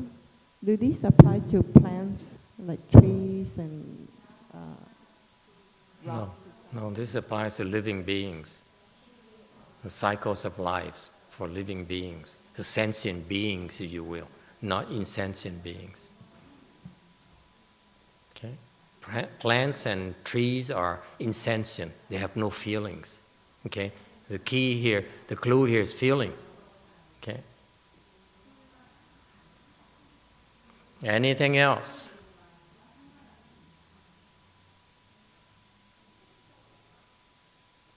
Okay, so now you understand the Dharma, we just explained to you, the Dharma that the Pratyekabuddha cultivators, okay, that Dharma, that vehicle, they memorize this, okay? And so as they observe nature and they see how these 12 conditional links are explaining, okay? And by observing nature, they finally understand, penetrate these 12 conditional links, and that's how they become enlightened.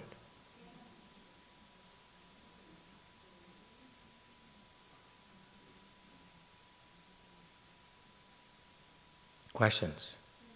So that's the Dharma vehicle of the second vehicle, the Pratyekabuddha Vehicle. Yes, question? Master, what level of enlightenment are you referring here? What level of enlightenment? It's a higher level than fourth stage Arhat. We're still pretty low. Okay? It's still considered small enlightenment, although it's higher level than the Arhat. But still just small enlightenment to us. It's not that significant. Yes, internet. What does penetrate the 12 links mean? They understand. They contemplate these principle, these 12 conditional links. And through this contemplation, they awaken to the deeper meaning of why these 12 condition link occur, and that's how they become enlightened. Okay? They don't contemplate suffering and emptiness and that kind of thing. No, they don't. Okay, like the Arhats. They contemplate the cycles of life, if you will. Okay, so a different Dharma. Yes, sir. Blue. Is this really a desirable state, or is it really a dead end?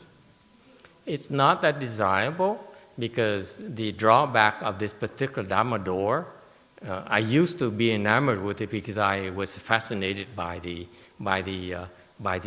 sequence, by the conditional links. It explains so much of life. Okay, you look at why there is. To me, it's fascinating to see that feeling arises from contact, and it explains to me why, for example, as a monk, okay, we're not supposed to touch someone's skin, because the contact will give rise to feeling. And you do it often enough, love will arise. So to me, it's fascinating because it helped me understand why we were told not to do certain things. Okay? So that's why I memorized, because wow, now it explains so much why my master told us these are the rules and regulations. This is what we're supposed to do. We don't violate those things. Okay,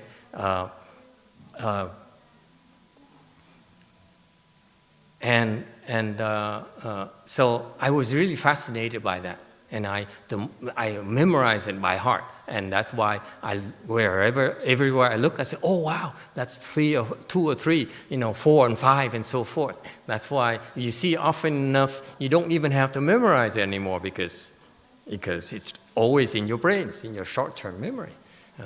But as I became busier and busier, I don't have time to look at those things anymore. I have more challenging issues, like how to bring you to enlightenment, instead of trying to understand why I'm not allowed to do certain things. Why should I keep it when I teach these people? But that's only the starting point. The ultimate point, end point, is how to get there. Okay, so I was more interested on the other side, if you will. Any other questions? It's fascinating. This is tremendous wisdom that the Buddha taught us through this Pratyekabuddha Dharma. However, the problem with this is that once they understand and penetrate this particular Dharma, they let go of their attachment. What they do is, they said, once they see these links, they see why life is like that, from 1 to 12. They see, he has his body right there because of ignorance in the past, okay, from his parents, and then they mess around, and so forth and so forth and so forth, until now he's born and he has a body. Now he's wearing a green T-shirt and he's aging. He's gonna die, okay. And so it's fascinating to see that, okay. But once you understand these conditional links, then you say, in order for me to let go, to stop the old age and death, I need to stop being born. Okay? So you reverse the process. You backtrack. You say, if I don't want to be old and die, then I should not be born. If I don't want to be born, I should not go through a intermediate skandha body. Right? If you don't want to avoid getting an intermediate skandha body in number 10 here, you should not grasp. You have to let go. Your love of chocolate, your love of pho. If you love pho, in the future you become Vietnamese. Scary, isn't it? So you have to let go of grasping. You have to let go. In order to let go of grasping, you have to let go of these strong emotions called love. Okay? And in order to let go of love, you have to avoid creating feelings. You want to avoid creating feelings, don't have any contact. What does it mean? No contact.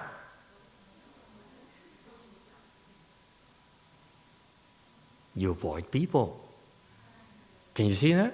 Avoid people, no contact. Back. Okay? Back. No contact. And then you don't go into a womb, and you don't have a fetus, a form fetus. You don't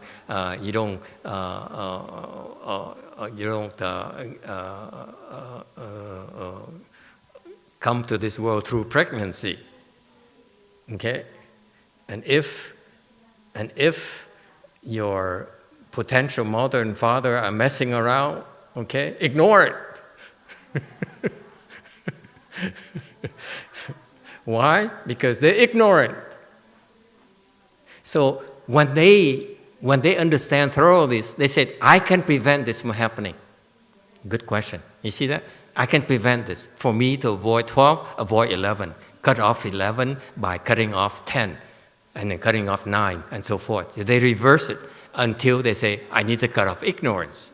Okay, by isolating myself, not being in contact with anyone because it's nonsense. Because I come in contact with them, I say, oh my God, kids are so adorable. Then in the future, I'm going to have some kids of my own because it's so adorable. Back. You see that? So that's why what happened, the end result is that because of their wisdom, they withdraw from life much more than the Arhat. The Pratyekabuddha can see it so much clearer than the Arhat. So they said, trouble starts because I come in contact with people. So they avoid the world. They isolate themselves. So basically, they're useless. They're no good for anyone but themselves. And then that's not what Buddhism is about. Buddhism is the service of others. The ultimate goal of Buddhism is to be in service of the others, not for yourself. Okay? All of us practice Buddhism because as we progress, okay, we believe more and more into this ideal of service.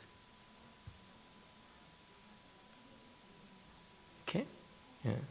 and enlightenment, and that's why the Pratyekabuddha Dharma, although it's very fascinating, it explains so many things in life. I chose not to focus much attention and kind of forget it because it's dead end. So thank you for asking the question. I wouldn't recommend that you practice this Dharma.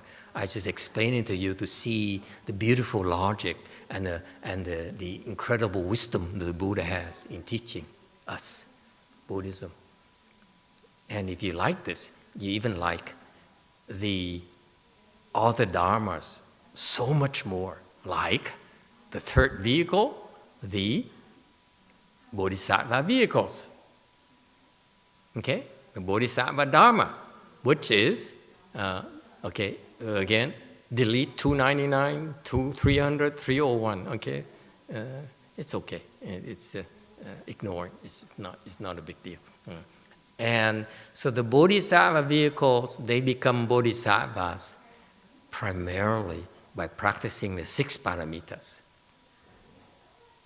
All right? The 6 paramitas contains all the Dharma doors in the Bodhisattva vehicles. Even Chan is included in the 6 paramitas. Pure Land is also included in the 6 paramitas. Hands and eyes still included in the 6 paramitas. They all contain the 6 paramitas. Okay? All right? So the 6 paramitas are the foundation of the Bodhisattva vehicle. Okay? And it's a tremendous Dharma door for the Mahayana Buddhists, because first of all, yes, question? Go for us as a question. Go ahead, go for us. Dạ, con là nữ, con xin hỏi là initially khi thầy nói là attachment, so con cứ nghĩ chính bản thân con, I'm attached to my children, and I say, oh my God, how am I going to let go of them? And then I was about to ask you what are the advice that you could give me, but then when you say that, instead of detach from them, which I say I cannot do that part, and then you say serve, and then I say, oh, that's the answer. I can serve them, teach them to the light to go to our temple here and learn to meditate, and maybe serve them to get to know the Buddhist philosophy and live through that. Then maybe when I die, I can easily let go. Yeah, that's one way. But absolutely, you don't have to worry about that, because the nice thing about Buddhism is that once we tell you there's a problem, we also have 10,000 solutions for it. Nice. Okay. So my short answer to your question is, if you want to let go of your attachment to your children, you continue practicing Go Forest? Yeah, Go Forest. That practice will eventually help you undo the attachment to babies and children. And you look at baby children, what's a big deal?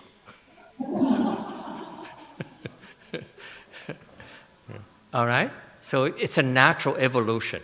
The reason that you are attached right now, because that's what you are at your current status. Okay? As you improve, the attachment will lessen and lessen and lessen eventually. Okay? You find out. Don't worry. So don't worry. Eventually, just cultivate. As you improve, you will be able to reduce the attachment to the point where you can let go of the attachment. Okay? And yet, at the same time, love them more. Isn't that cool?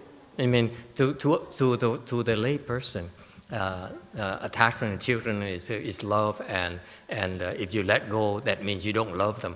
Actually, it's just the exact opposite. We left home people. We became left home people because we shave our heads and we sever our family ties.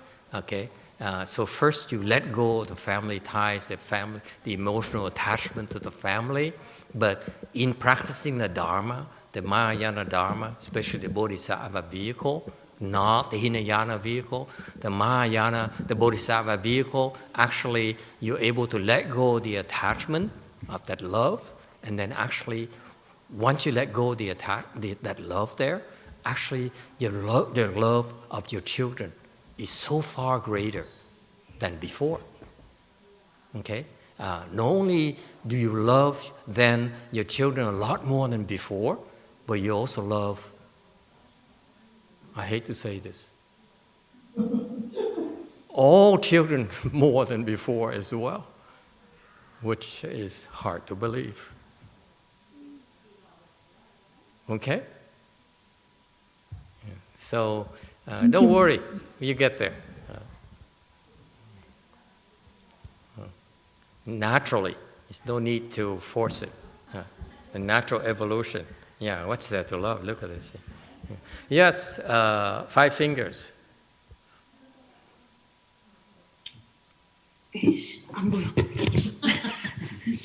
Hello. So when I left the home life, I was a little bit worried about my parents, that maybe they will never talk to me again. But now when I came to Korea, my mom visited me a couple of times, and I don't know, for some reason she had the thought, what's the point of doing all these things as a lay person? She's doing what she feels right for her. She looks a lot happier than before. So she started meditating. So in the result, she's now able to help herself a little bit. She just started.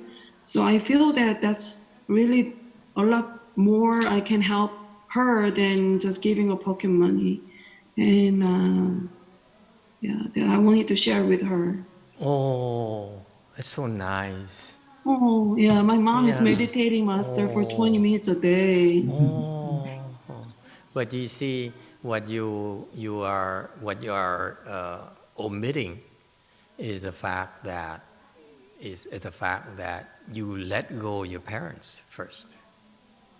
Okay, by letting go of that coarse form of attachment, you actually became stronger. You bonded a lot stronger with your mother. Okay, and that's what helped her. It's not just simply attachment. It's the fact that you became a better person. You became happier as a person. That's what made her become interested into Buddhism, into meditation. Because you're not a mother, so you wouldn't know that. The mother, they know you a lot better than you think. Okay, if you lose weight, they know it right away because they still remember the last time they look at you.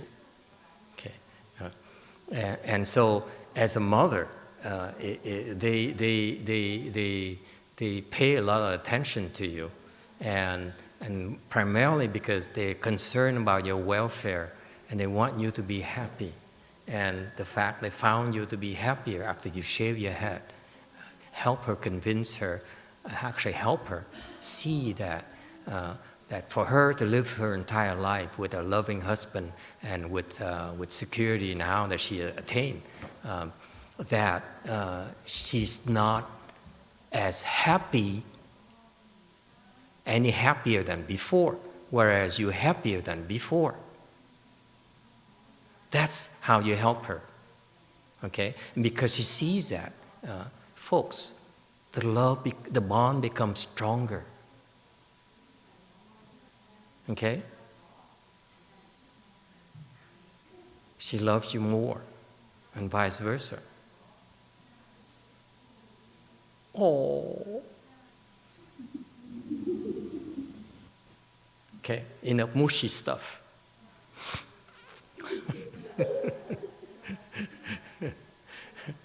All right, so a lot of wonderful things. Let me assure you, the Buddhism is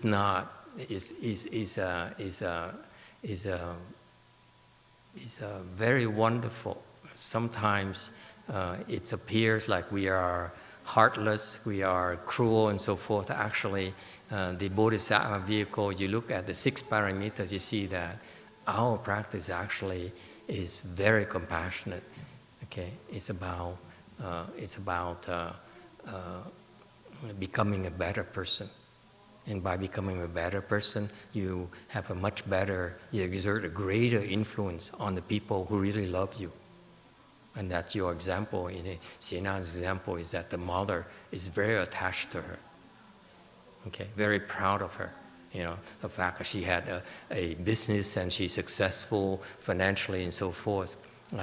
And yet, the mother is a lot more impressed by her giving it up and becoming a nun, because all that money didn't make her any happier, but shaving her head did. Okay? So that's what happened. So you see, in that particular instance, the love actually became stronger, became greater. Okay? And that means that hopefully you go in the right direction. Okay?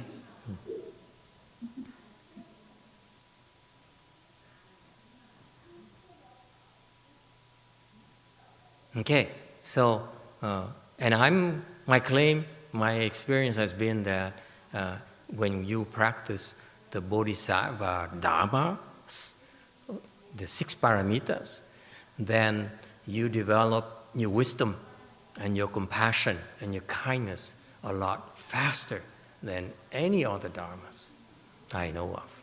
I've seen in you, okay? Okay, how you evolved, you know. It's wonderful to observe it, and all of you, okay, from young to old. I noticed the change in you, the evolution, if you will, and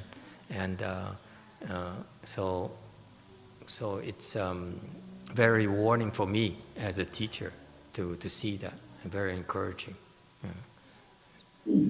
Yes, Internet has a question.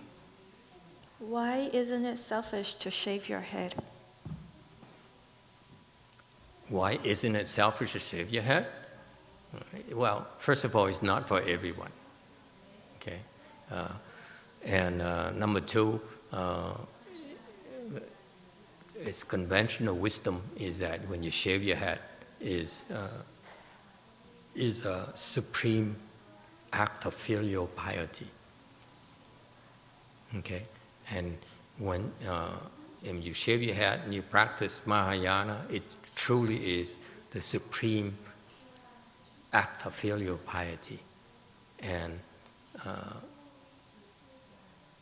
you find out for yourself. Okay, it's not for us to sell to you. If you really we really believe is the greatest love you can have here for your daughter, for your mother, for your father, for your son. Okay? And because that's what we develop in you. You don't become a self-serving Arhat or Pratyekabuddha who only cares for themselves. Okay? Yes? Because many have told me, yeah, you run away from your problem, you don't want to help the family. Who told him? People just tell them that because many has told me that, yeah, you just run away from your problems, you don't want to help your family. Well, that's one opinion, and that's quite commonplace. It's true that many of us run away from families because we can't handle it. That's true. So those beliefs are based on facts. It's true. But in my cases, in my personal cases, and the people I observe here at this temple, it's not the case. So it depends on who you are. All right? So it's not always true is my answer. Okay? If you practice Mahayana properly, then you are doing a great service to your family and your parents and everything else. Okay. Anything else? If you have the blessings to do it, then you find out for yourself. Okay. Yes. Still questions? No more questions? Okay. All right. So what are the 6 parameters? We have another 12 minutes until it's 9:30. The 6 parameters. Parameters are the Sanskrit that means arriving to the other shore. Success, if you will. Okay. You need to succeed in these 6 methods, these 6 aspects of the practice. 6 forms, 6 classes of practices. Okay? And it has a sequence. Okay? You must first start practicing giving. This is only in Mahayana. Just like a while ago when we first started lecturing to you, he said, before you meditate, before you want to come and become enlightened, you have to plant blessings. And you plant blessings by practicing giving. Okay? If you don't have blessings, then no matter how hard you try, you will not succeed.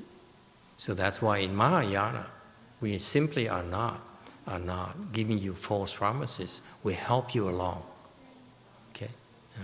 We help you along because, for example, where you are right now, for you to further make progress, you need to have some requirements. So it's up to us to help you pave the way for you to move forward. Okay? So that's why these are the 6 primary classes of practices that we are executing. It always starts with giving. Okay, giving. The giving generally in 3 kinds of giving: giving of material things, of wealth, if you will; giving of money; giving of your body parts. That's giving. Okay, so giving of wealth, if you will. Okay. Second kind of giving is giving of the Dharma. You explain the Dharma to others. That's a form of giving. And the Buddha is very, very ingenious because he has such tremendous wisdom. He says, yes, of course, the first thing that's very difficult for you to do is part with your money. Yes? Anyone have that problem?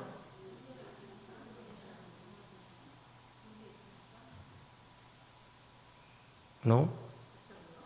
Now how come our donation box is always half empty?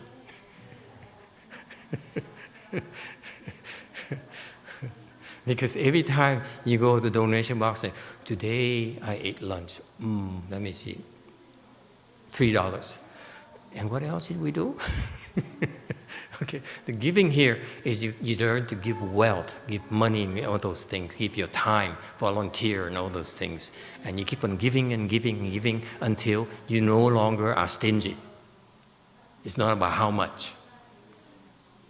For some, it's $5. For some, it's 5 million. Am I making sense to you? It's not about money. It's not absolute money in monetary terms. Okay? It's about giving until you no longer are stingy. Yuck. You understand? So don't say, some people say, how come I give so much of the temple? And and you keep on telling me my blessings are not enough. It's because it doesn't hurt yet. This is my answer. Okay, give until it hurts, and keep on giving until it stops hurting. That's giving of wealth.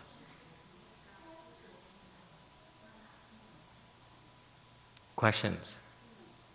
I explain things a little bit more bluntly than others, and not as polished, as elegant, as polite.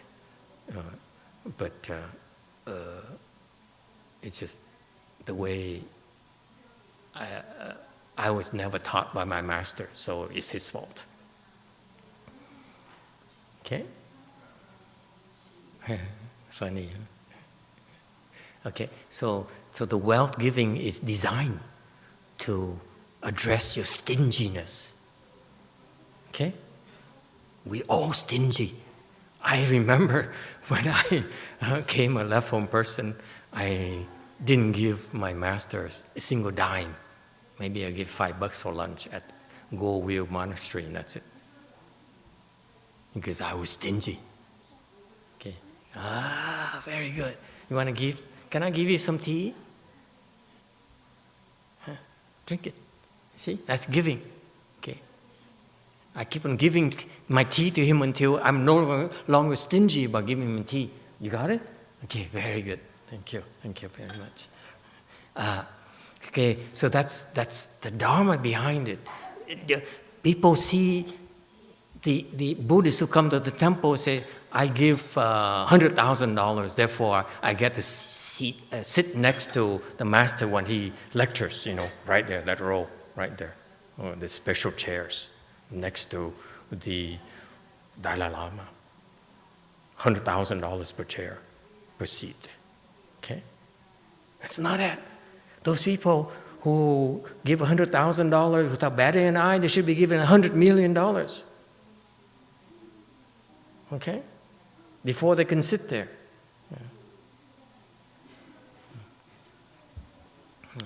Yes? It seems like you give until you're homeless.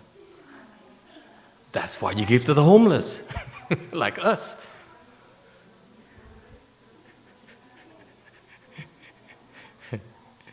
Of course, there's always moderation. But the point here is that it's not designed to turn you into a pauper. It's self-destruction.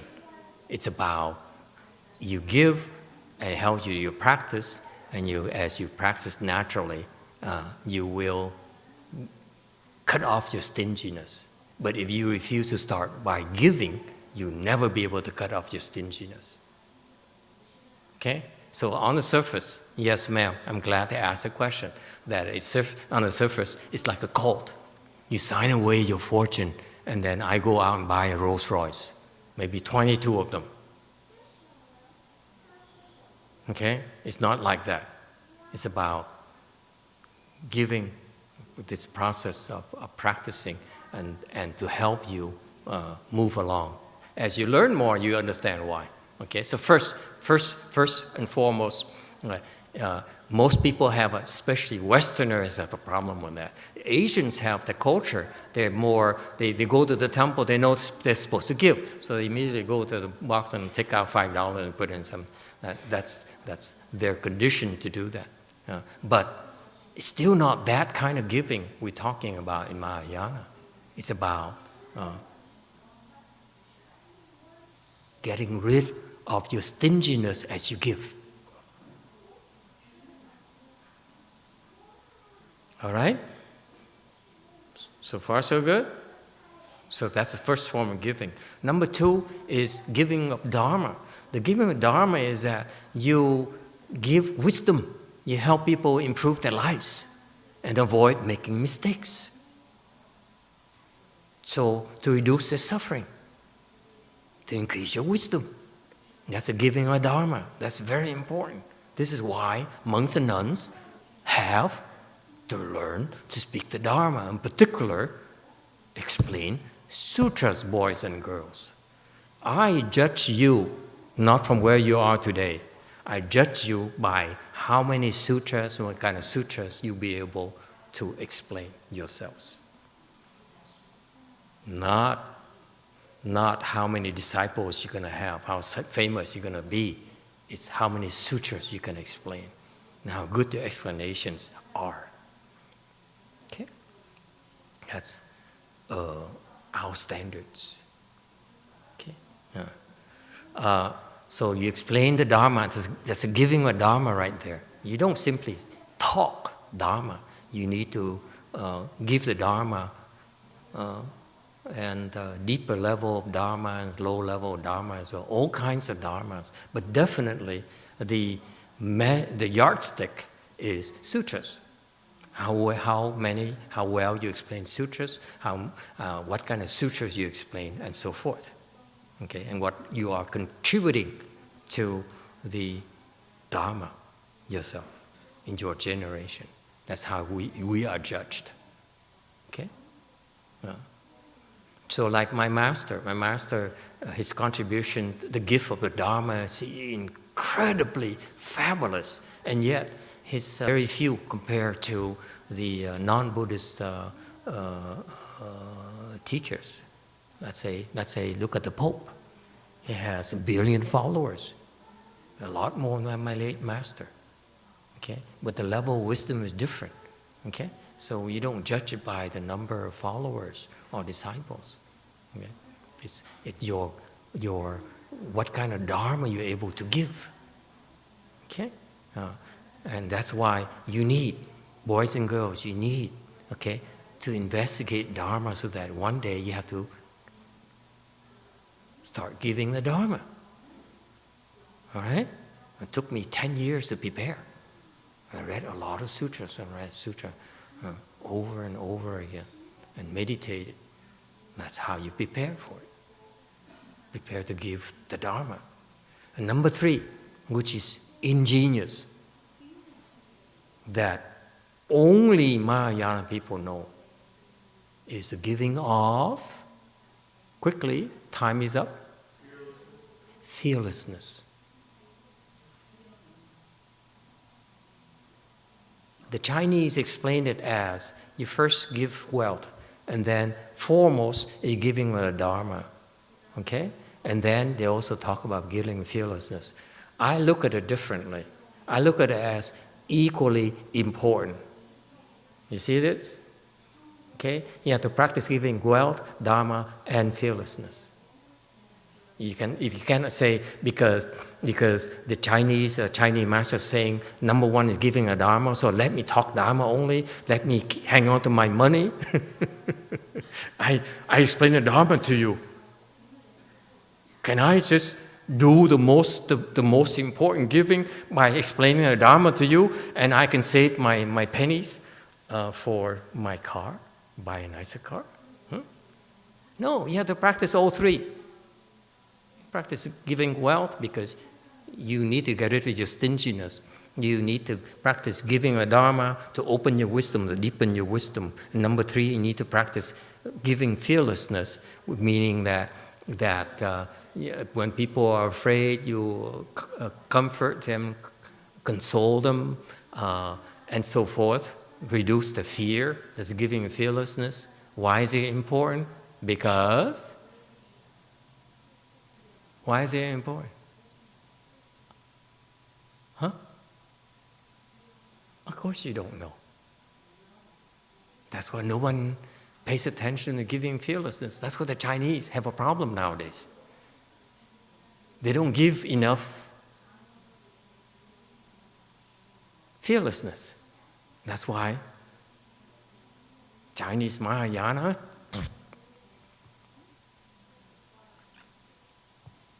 okay? You have to pay attention to why the Buddha teaches these things. And the Chinese and the Vietnamese and the Koreans keep on saying, let's give the Dharma, that's foremost in giving. To me, I don't subscribe to that. I subscribe to giving all 3. Equally important. Can I give you Dharma and then you don't have food in your stomach. How are you gonna listen to my lecture at night? I need to feed you lunch, feed you dinner. Yes? I starve my monks and nuns. I don't let them eat dinner so that I can feed you dinner.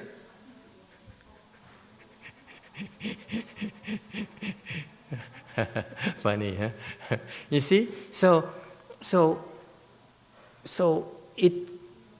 the Dharma is very complete. The way the Buddha taught Mahayana, the practice of giving, the giving paramita, is you keep on giving until you accomplish it.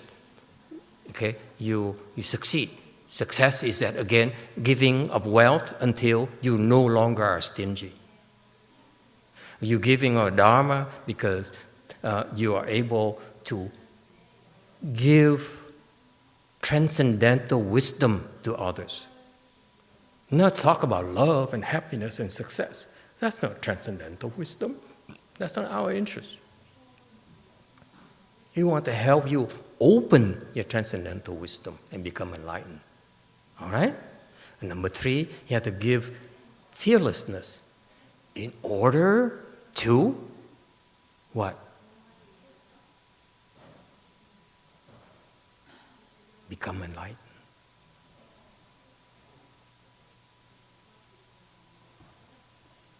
The Chinese don't become enlightened anymore because they don't give fearlessness.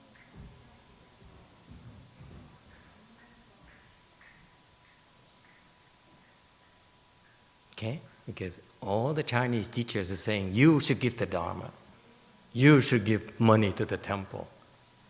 And not much is spent on training you to give fearlessness. That's why they don't become enlightened anymore. No more.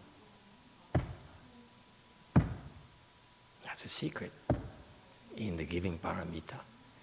Time is up. Thank you, everyone. Good night. Thank you for coming.